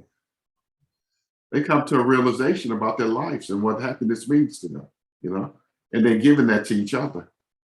And they put rules in place about how to give love and how to respect each other and stuff like that, which is a big challenge today. If we start talking about the community in Chicago, we don't have that community of giving love. We have the community of what can I get? What can I take? Not what can I give, I could take a life, I could do this, and I feel good about it, and so forth. But I'm gonna stop talking, because as you know, I keep talking forever. So but I'll stop it at that. I think you get my point. Well, that's, I agree 100% with that. But that's going to take the ones who practice these principles providing that love. I've always said, self-love, heard me say, you lead from the front, not by the front. So it's really going to take a concerted effort of people not saying you are. I know that's not you, but I'm saying people not bloviating and saying what's not happening in the community and what's not being done, and just an army of people vibrating love who go through the community like, look, bro, here's a 20, keep your head up, and it may not be money, it may not just be money, here's a coupon to, get your hair cut, and you have barbers lined up, and you're just spreading love, and I think, well, I know it would catch on. Yeah, and what did we just say earlier? What Versmith said, hate can drive out love. If you have more hate than love, the love is going to run too, But if you bring all that love in there and it starts becoming infectious, the hate has no choice but to jump on board or it's going to run. Yeah. It's going to run out the community. The community is going to change and everything else. But like you said, it takes leadership. It takes not just one person to stand up, but a community to stand up. But it can start with one person, and that can become infectious with that behavior, Facts. So but now you're reading into a bigger picture related to my book as relates to community and everything else besides just the person. So I'm glad you see that too. Facts. Well, chapter 8, letting go with meditation. I've always meditated, haven't, been as diligent as I have been recently. Well, once in my life I was. Been really, diligent recently, and I can, perceive what's happening, what's taking place. But that being said, his chapter on letting go of meditation, I really truly wanted to cover this. But I'm not. I wrote here, read the book. But I do want the Self Love Nation. I mean, this is a great experience, and it really could be a life changer. And if you're dealing with any, depression or things like that, this thing may, help you, get your head up and as well. And while we're here, so for context, before I jump into the next question, we're decoding the book, Power of Your Mind Released. This is a series. It's going to be a 3-part series. The first, no, more than 3. More than 3. I'm more than 13 books I'm thinking about. Oh, well, thank you for clarifying that. So this one is called Loving Yourself. And so we have the author right here with us. And we really thank you so much for, giving us this time. Now, how hypnosis helps. Now, this is, I know this is right in your wheelhouse. And that's what I was telling you earlier, we'll get there. So, Chapter 9 is entitled How Hypnosis Helps. So I have a question, and I've asked you this before. What is hypnotherapy? And then can you go into some applications for hypnotherapy? Okay. Hypnotherapy, again, I will always start, and I always tell people, all hypnosis is self-hypnosis. But when you get to, so I could do hypnosis, and I could do a stage show, have people come up on stage and, think that shoe is a telephone, start answering the shoe, or think they Beyonce and they start dancing, or they start singing like their favorite, person and things like that. That's hypnosis. That's really not therapy. Now, when you get to the therapy side, it's usually some type of problem or some type of challenge you want to overcome. And one of the things that sometimes prevent us from overcoming some of the things that we do is what's in our mind and our mindsets and even habits. That's even materials that you can find on how do habits work? Where they start with a trigger and then there's something in between.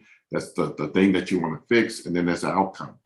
But they're just like any process. You start with something that happens, and then you want to get to a particular outcome. And sometimes that thing in the middle is say, well, in order to get to the outcome, in order to feel better, I need to take a drink. I need to bite my nails. I need to do something else in order to release and get to that outcome. So what the therapist does, or the hypnotherapist does, it's sort of in the same way. The hypnotherapist, of course, uses hypnosis. The therapist sort of talk you through it and say, why are you doing this? Let's change the way you think about it and everything else. So a hypnotherapist says, okay, I'm going to do the same thing, but I'm going to talk directly to your subconscious mind. So what does that mean? So when you talk to your subconscious mind, what is in your subconscious mind? First, your subconscious mind contains everything that you're expert in. All your expertise, your language, everything is right there. That's that library that your conscious mind goes to in order to do things. An example that I give people, I say, okay, what's 1 + 1? It's 2. I say, yeah. I said, but if you were 1 year old, will you know that? I say, no, because you haven't learned it. It's not, you haven't become an expert in addition to recite that real quick and everything else. But now that you are, you can give that back to me quickly. So if I want to change your perspective on that, I could do that within your subconscious mind. I said, now what's 10 × 4 to the square root of 36 - 7? People's like, what? Well, I know all the pieces. Yep, you know how to multiply, subtract, do square roots and stuff. That's embedded in your subconscious mind. What are you going to do? You're going to use your conscious mind to do the analytics. So your conscious mind is always analyzing things and everything else, and it's deciding or help decide what goes into your conscious mind based on your experiences, what you want to retain, and everything else. And usually everything that you touch, everything that you hear, everything that you see, you retain, but you put priority on it based on what's going on in your life. Just like habits and things like that are related to therapies. and so forth. So your mind, from a general perspective, controls everything your body does, whether automatically, like breathing, or the way your blood flows through your body, your heartbeats, and everything else. So now if your mind controls out that, it also controls, maybe whether you get cancer, whether you have a backache, whether your back is sore, whether your leg hurts, and things like that. So why can't you control it? There's practices like biofeedback and things like that. So one of the easiest things sometimes to do with therapy, with hypnosis, is get rid of pain. I've had friends who have had knee surgery, knee replacement surgery. After one session, no more opioids. They don't have to take medicine anymore for pain. I have people with toothaches and backaches and all type of challenges, because pain is really a signal to the mind saying something's wrong, something's going on, you need to do something. Unconsciously, sometimes we'll cause pain. Maybe you went out into the garden and cut yourself and then notice it until you came back in the house. Now that you give attention to it, you say, oh, it hurts. My arm is hurting. Well, it wasn't hurting earlier because you didn't give attention to it. So within your subconscious mind, I just turn off that attention. Say the pain is gone and it's never coming back. But there could be a trigger that caused it, and all of a sudden it comes back. Just like earlier I was talking about the guy who's laying in the bed and his back pain and stuff. And if he starts thinking about that he can't support his family and stuff, he's going to stress out, he's going to have anxiety, and his back is going to hurt again. Unless I go in and try to fix the anxiety and his worrying about his livelihood and everything else. That's why, when you really think about my book and I talk about loving yourself, it's really at the end of the day about getting rid of a lot of those things that challenge us in our Things past. that we put on ourselves. Yep, things we put on ourselves from our past behaviors that we can't do nothing about, or things that we think about that may happen in the future that never happened. And we worry about it. We put our mind there when we could just change our mind and put it somewhere else.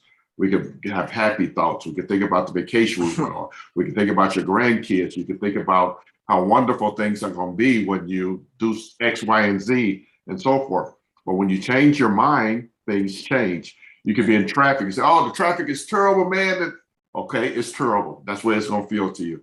Or you get in traffic and you say, oh, man, I got time to call the radio station and talk live, or I can call my mother, or I can do this. Man, I haven't talked to them in a long time. I'm glad change your mind. I tell people that all the time. I'm glad that traffic like, was bad. In a Matter of fact, the traffic wasn't bad. It was perfect because I got a chance to do all this other stuff, Yeah. But look at it that way. Yeah. And right. And what did we say earlier about karma and saying the right things? So put the right message out there and listen, You may be given an opportunity. You may be avoiding something because the traffic is bad, Man. Become thankful and grateful, and then look for opportunity to be happier, I'll stop talking again, as you see. I hear you, bro. I mean, hey, this is Jules. I can't wait to chop this up. Big ups to Omni Overseer. He was the Self Love Nation of the what I forgot what we called it, but you're gonna get something.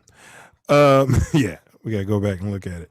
All right, but anyway, big ups to Omni Overseer. He said lessons, thank you. He asked a question though, for the guest. He said, if a person is in a hypnotic state, could they then speak in different languages? I'll even add tongues. Let me respond to that in two ways.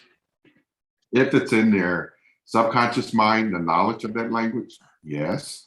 But there's also studies that, for example, if I do a past life regression on that person, and they found out in a past life, they spoke a different language. They can go to that record within their past life and come back or during the session, speak another language that they haven't spoken before. So this science is really interesting about past life regressions and other lives and things like that. So I can't say it's not possible because of the things I've seen when I do past life regressions and the things I've heard and so forth, but it's very interesting. But from a general perspective, if in this life, if they haven't studied that language, they have no knowledge of it, they can't. But if the knowledge is there, even if it comes from a past life, I say they can speak another language. Well, there was head injuries. Self, people get those head injuries, and man, this is another one. I remember we ran a video. This lady, they just start. They get a Spanish accent. They'll get a Asian accent. They'll forget how to speak English. Not through hypnosis though. Right. So there's something. Injury. Yes, there's something within us. Well, our consciousness is broadcast, and we're receptive. Your brain. We're all connected. We can get it all. Definitely are. Yeah. You just have to tune into it. Our brains are like. Go ahead, Tori. Yeah. Antennas, for lack of a better term. Our all of us. Everything is broadcast from somewhere else, and we're receiving. So if we're all one, and the universe is one. Mm-hmm. I guess I'm going to say, what's the point? We ask every guest that, but save that, because you just, man, that's weird. Self, I just had a fleeting thought, and you know how it gets away from you. Yeah. All right. And see, let me give you one more comment. As you talk about that, it being all one, I don't know the answer to that. You know, if that's part of the possibility, because knowledge is infinite.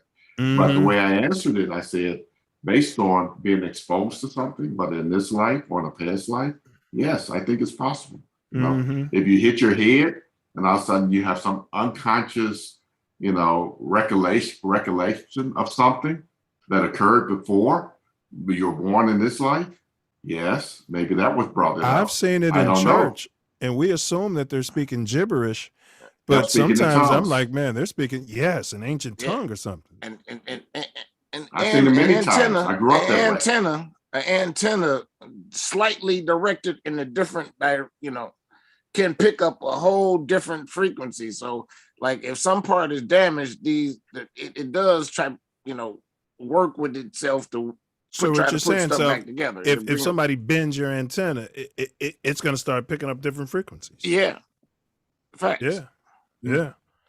All right. Well, see, just one more comment on that. It's so much more to learn. Nobody knows all the answers to those things, Nobody, so.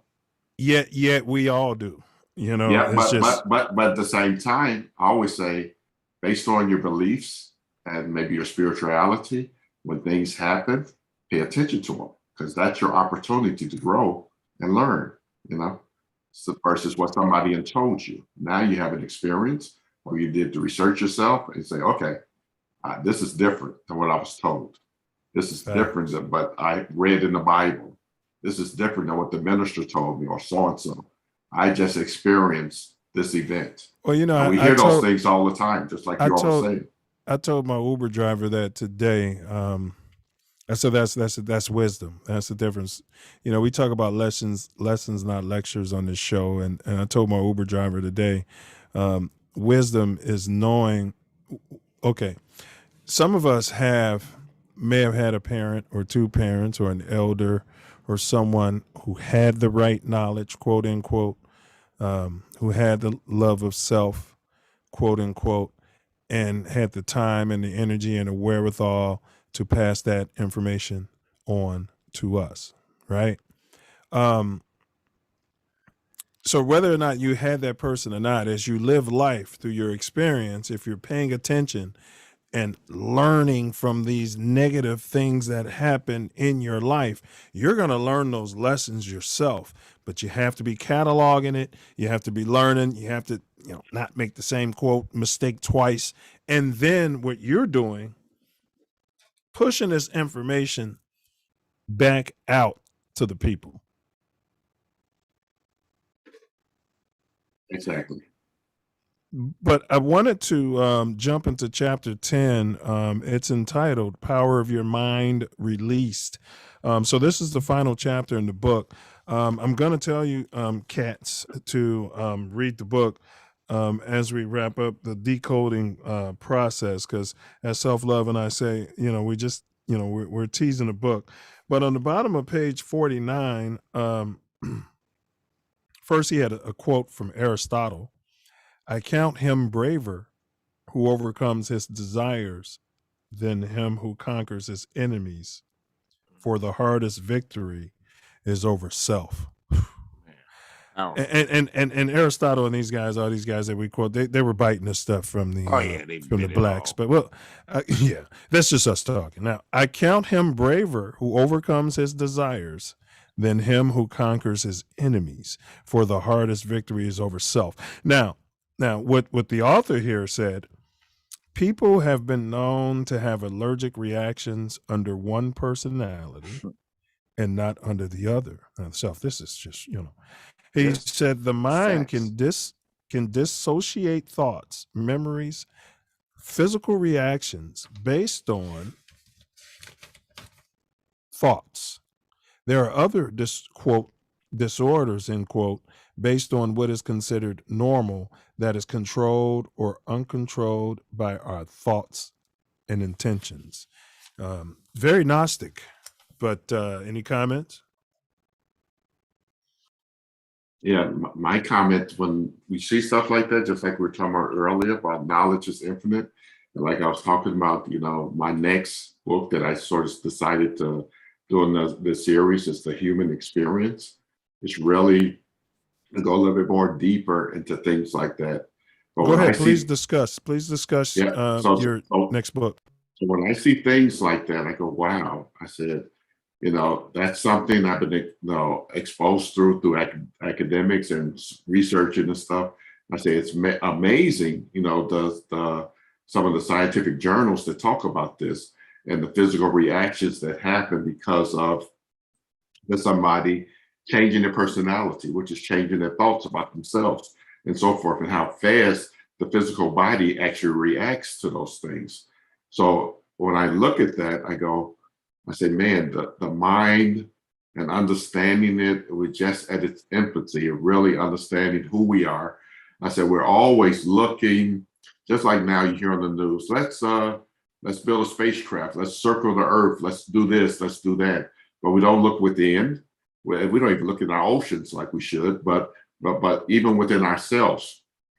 And I think if we look into ourselves more, these challenges we have with each other and the things that we do will change, and we can realize that the most powerful thing is always within us, just like even in the Bible.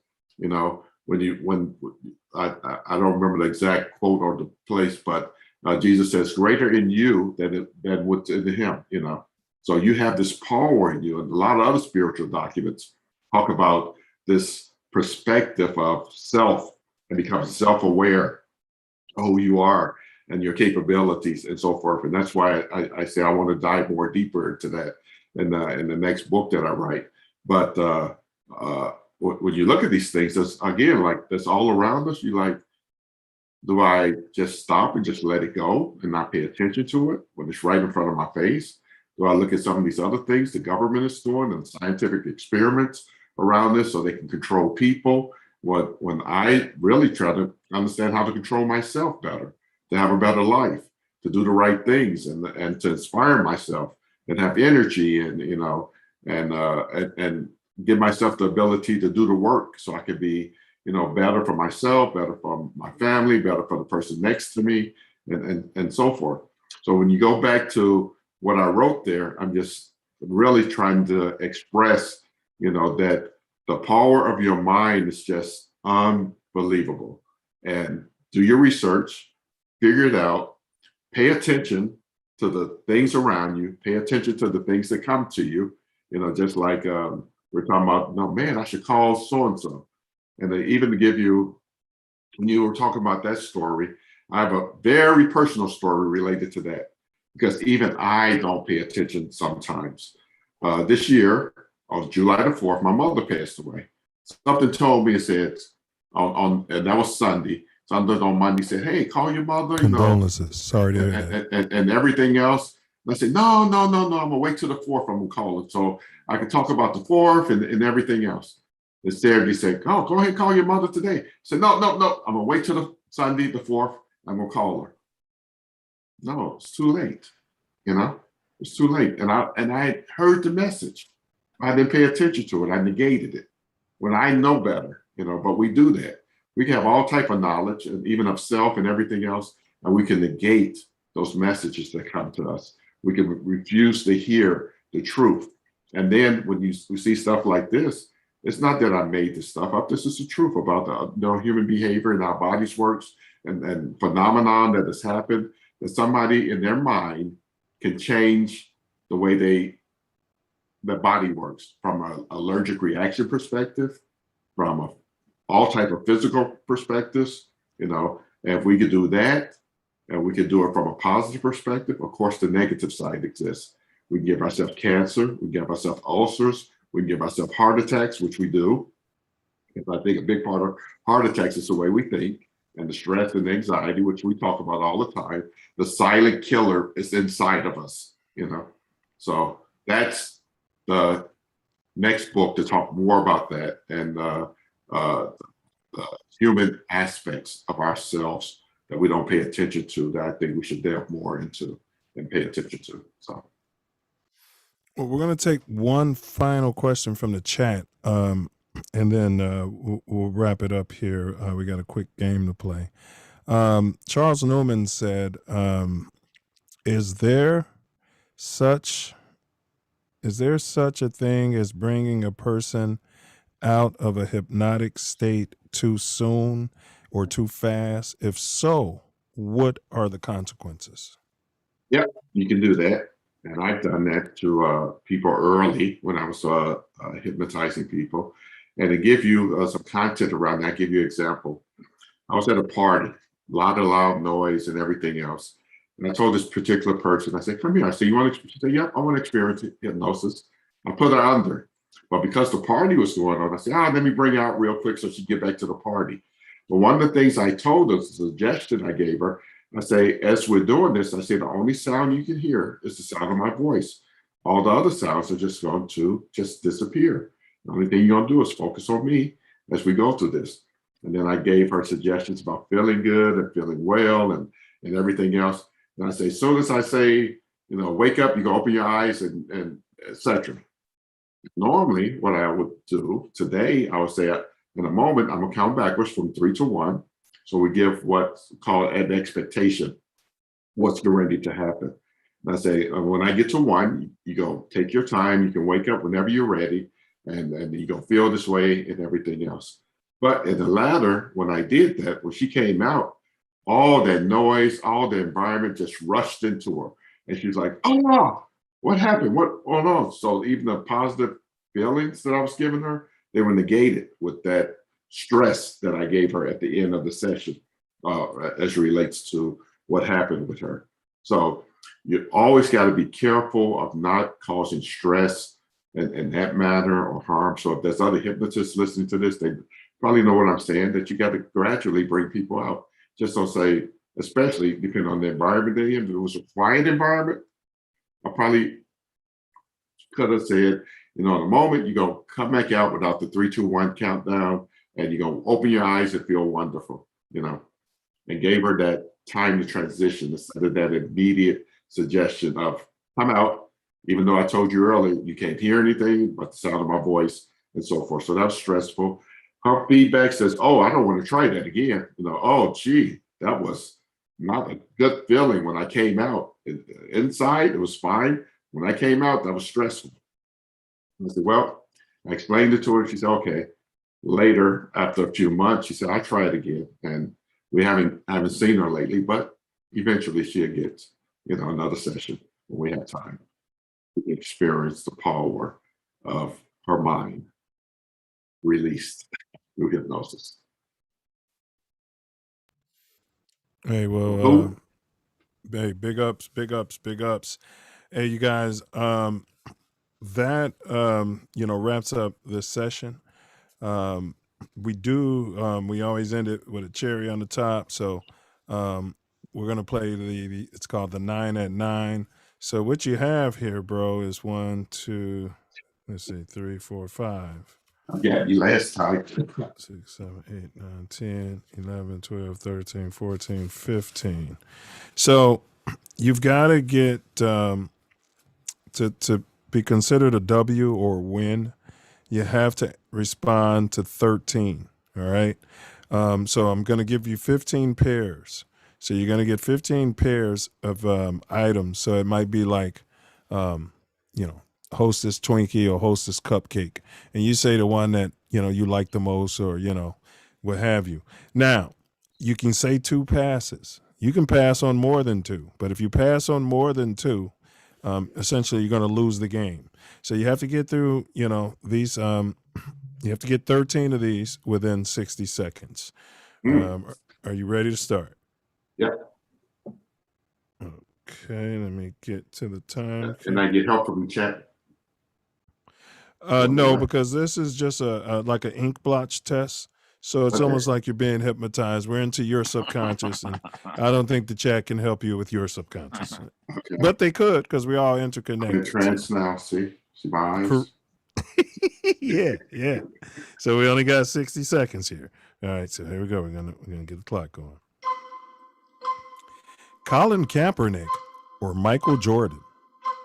Michael Jordan. Denzel Washington, Brad Pitt. Denzel Washington. Wintertime in Los Angeles, summertime in Chicago. Summer in Chicago. Prince, Michael Jackson. Michael Jackson.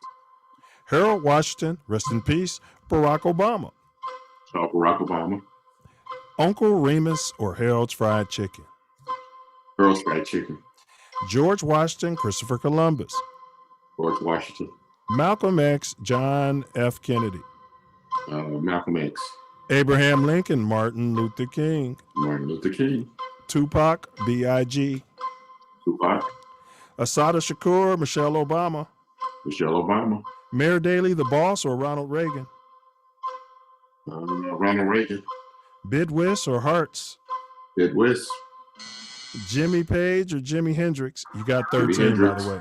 You just got under, that was 13, but so you said Jimi Hendrix, so he gets the bonus. That's 14. And the last one is Pookie. Now this is going to be the, in and out of jail. I do what I want. You know what I mean? He's not vibrating love out there in the community. You described him earlier. He might be a taker. Nobody's ever given him love. We're talking about Pookie or 12. Now we're not talking about just everyday 12. And what we mean by 12 is this guy here. We're talking about the policeman who breaks his oath. Now, which one are you going with, Pookie or the oath-breaking 12? Pookie. Wow. Bing, bing, bing, bing. Yeah. Wow. Self, we have not had one individual come. I mean, we've had children of 12 come in here, and not one has picked 12. That's man, I never thought I would live in such a society. I think we had one person that passed. We might have had a pass. We didn't have. No. Okay. We had a pass. We didn't have a pass. Okay. Yeah, I think we had a. Yeah. Maybe we did. Self. Maybe we. Yeah, we did. Yeah, we did. Yeah. We sure did. Yeah. Oh, and I said we deleted. I said that Brow's show was deleted. Your ship's show is not deleted. Oh, okay. I'll tell you that before I forgot. All right. So, you guys, Self Love and I are rambling. Go out and cop the book. You can, order it on Amazon. I mean, it's self-published, well written. Yes, I got it on the Kindle, and I was able to experience it, and it was it's a great experience. And I like we said, it's like must read on the Black literacy platform where we at, because I believe it touches heart, mind, and soul, and it can elevate your life if you apply it. And you should read it constantly. Like, you read it more than once. I can't wait for the next book. But Brother Orr, are you related to Townsend Orr? No, not I know of. Okay. And then told me I should have a workbook related to the book too. And I like the passages you all pulled out. Because sometimes, when I write stuff, I have to tell you this, I forget what I wrote. So I go, oh man, I wrote that? Okay, cool. Yeah. I hear I have that problem. And then also, oh, I did that? I said that? Wait a minute. Wait, yeah, at the same time. Like, yeah, wait a minute. That was me? Right. Yeah. Yeah. When it's appropriated. You'd be like, what? Wait, you're talking about me? Right. But then I look and say, man, that's pretty good. I just learned something for myself. Right. Thank God you were there to remember it and remind me. But which is probably the purpose of life, for us to be remembering and reminding. But Brother Orr, did you buy the motorcycle? I'm the overseer, wanted to know, did you buy the motorcycle? No, I didn't. Not yet. I'm shopping. I'm still looking. I'm picky. I'm real picky. I don't want to buy it new. I want to buy it used and get the right price and the right color and everything else. Matter of fact, I was looking the other day and I saw one and I sent a note to the lady. I said, hey, would you take this price? She said, oh, somebody's coming to look at it. They're giving me $200 more. So do you want to beat that? I was like, forget it. And I said, they'd be over there before whatever. She's going to take that money right in front of her face, But it'll happen, and it's time. Everything $50 a bottle of Hennessy and some Uncle Remus. You know what I mean? So that's all you got to do is call back because you might have been somebody bluffing. Yeah, because a bird she in the posted it hand. was sold. She posted it was sold. So that person took it. Yeah.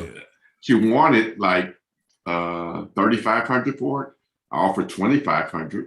And she took 27 from somebody else. But anybody who would undercut somebody who they had a shaking hand type of deal with over $200, you probably didn't want to bite because it's probably ruined. You know what I mean? Everything she typed about it was probably a damn lie. But bro, we don't, kick anyone out. So, if there's nothing else that you want to say, about anything, about the book, any final words, have at it. Yeah, my final words, I really enjoyed, of course, the theme of your show, the Self Love Show, just like I wrote my book. I think you all do a great job, and I like your platform. And anytime you want me back, let me know. If it's with somebody else too, I like being a guest on it. So just let me know, and I'll be back to talk to your listeners and everything else. Or just like I always say, if it's something I can give, let me know. Maybe I missed out the opportunity to give you something else related to the thoughts that I have and so forth. Just let me know. I'm here. This platform's your platform. This platform's our platform. From California. I heard you sing that earlier. Sure. To South Shore.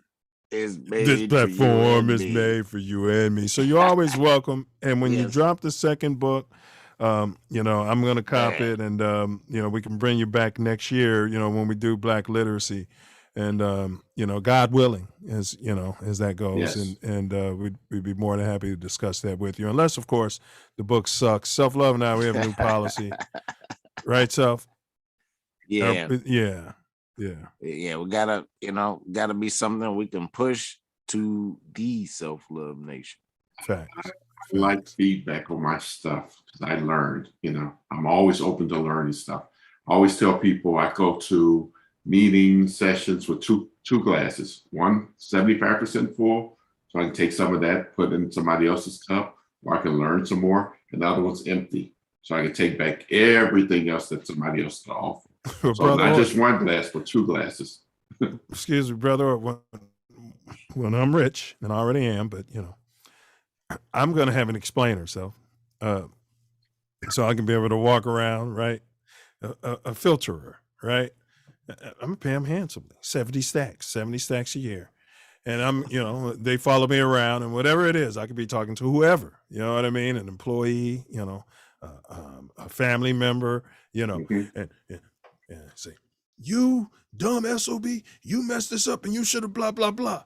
And then I'm gonna have the explainer come by. So if they're gonna always be clean and, the spokesperson, and they're just gonna clean it up for me.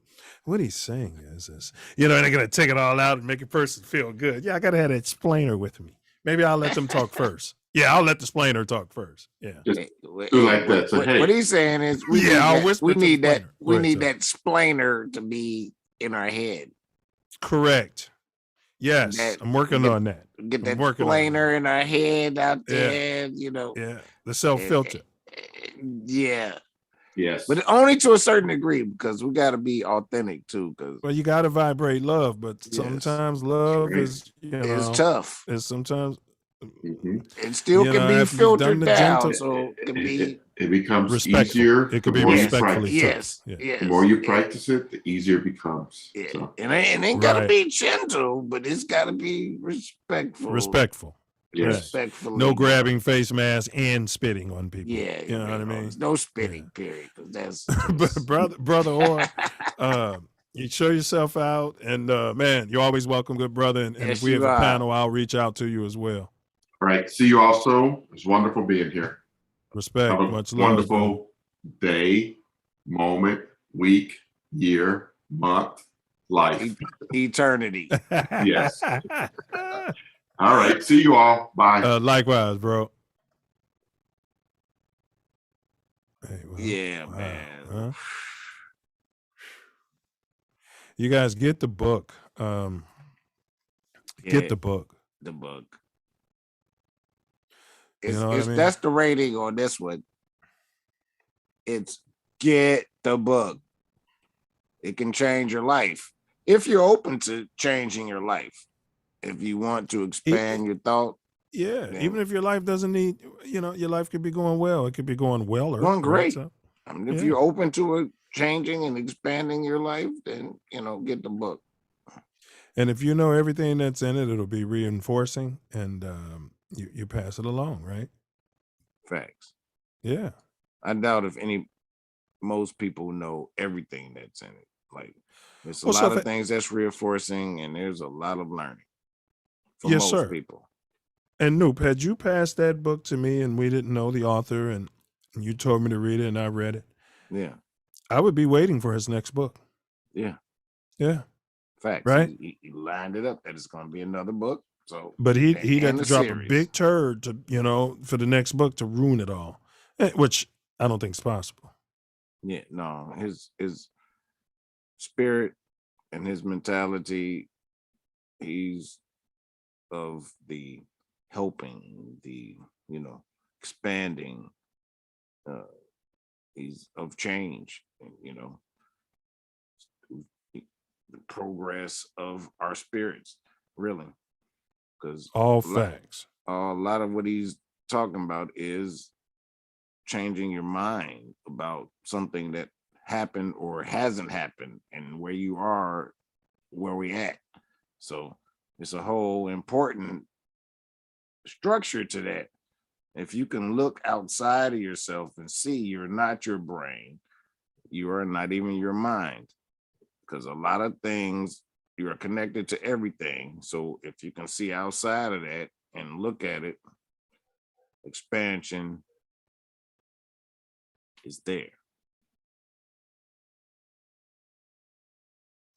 Facts. That's well said. Man, we've gone into some subconscious here today, like in between the conscious and the subconscious, in the gap. Yeah. Man, it'd been nice to have some mushrooms. Can we say mushrooms on on YouTube? Somebody can put it on your salad. And, your pizza. You grow them. Yeah, All right. But so we got the riddle. So I'm going to read it again. And then we'll give you guys a solution. But Self Love gave us a thumbs up. So I think, I believe, typically when he gives us a thumbs up, he does know the riddle. So here it goes. You have me today. Tomorrow you'll have more. As time passes, I'm not easy to store. I don't take up space, but I'm only in one place. I am what you saw, but I am not what you see. What am I? Self-love? Self-love? Facts. Memory. Facts. Yeah, man. We gave it away, bro. We gave it away. You good at this, man. I got to start we got to start a game show, and but go ahead. We gave it away. it was just spirit. Now I'm just reading them and hearing it, and the spirit. That's wild. You know, we keep doing this a while, and you become more and more adept. Self, we're gonna add that to one of the segments. You know that the Riddler. You get your little Riddler hat or something, the self-love challenge, and they got to come out here and see if they can beat self-love.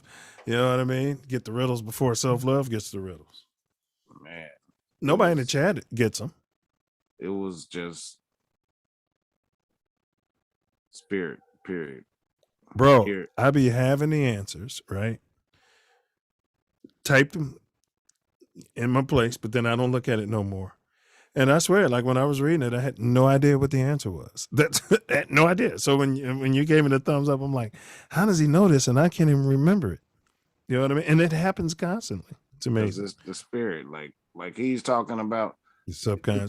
The thing about me, bro, people ask me questions and I come with answers, and it ain't me. So I kind of absorb the riddle du jour as such, you know, and the spirit. You know, we all have access to that. And a lot of that was spoken about today. Because if you are, can listen, the thing about me, I don't ask the question most of the time. That's what I got to work on. Because somebody else asks a question and the spirit tells me what it is, you know what I mean? Mm-hmm. And I need to be asking these questions. That's something I'm working on. Hey, well, we're all a work in progress. But you cats in the Self Love Nation, thank you for your support. Our next show, which is September 29th, Self Love and I are going to present Was Marcus Garvey Right? Was Marcus Garvey right? And if the answer is yes, then what are we doing? Thanks. If the answer is yes, then what are we doing? And Facts. Big up to Cosmo. He's the artist that did this pic behind me. Yeah, I've been hollering at Cosmo lately, like on almost every day or every other day lately. Solid brother. Yes, very. He sat with us too, so if y'all can check him out, just type in Cosmo D, TATN, and it'll come up. And then so tomorrow at 9 p.m. Central on Mouthpiece Included, if you show up, guard your grill, knuckle up. Don't forget your mouthpiece. Yeah, don't forget. Don't forget y'all. You better not. Don't forget your mouthpiece. TATN. You better not. That's where we talk politics. It's sports, and we don't say we're here to talk sports. We don't want to hear about that politics. We talk sports, but if you want to talk politics, it's cool too, right? Self love. I mean, whatever your flavor. That's right. Some silverbacks together and express sentiment that's not normal in this society. Facts. So it needs to be heard, but you better check your grill, boy. Protect your mouthpiece. Facts. Don't forget to bring your mouthpiece. So that's what we got next week. Of course, we have some more splendid guests lined up for you down the line. But anyone who feels like they want to be on that panel, reach out to us. You can text at 424-900-6945. That's troll free. That's right, troll free, 100% troll free. Trolls get hoes around here. So, or you can drop a comment once this video goes up, which will be shortly after Self Love and I stop blabbing. Now, speaking of blabbing, I'm going to stop, toss it over to my brother for my personal favorite part of the whole jamboree, and that's Wordsmith's final words.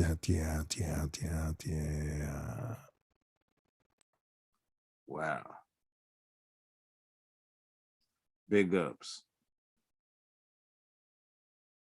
to TATN, all of our contributors, and everybody that works with us. Man, today was a powerful show. Man. And knowing that literacy is how we're going to grow. Because the power of your mind release is the way to grow the nation to a level that's seldom been seen before. And I see it in my mind and in our actions so clear.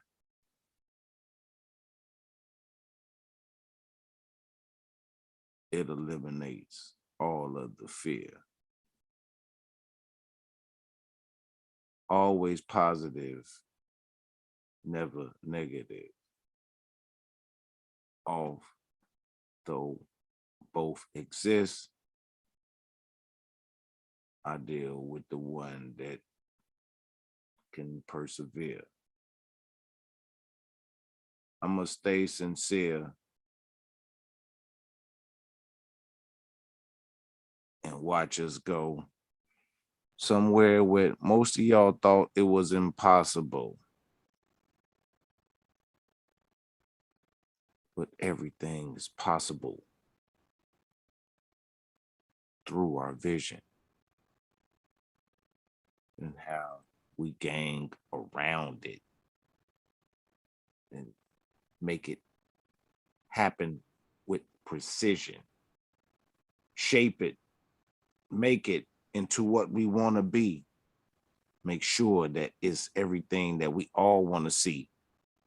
As long as we move in one accord, ain't nothing we can't do or afford. Anybody acting negative, pull their cord, yank it out. Tell them, this one, we aboard. Because as long as we move as one, as sure as they're shining from the sun, we can move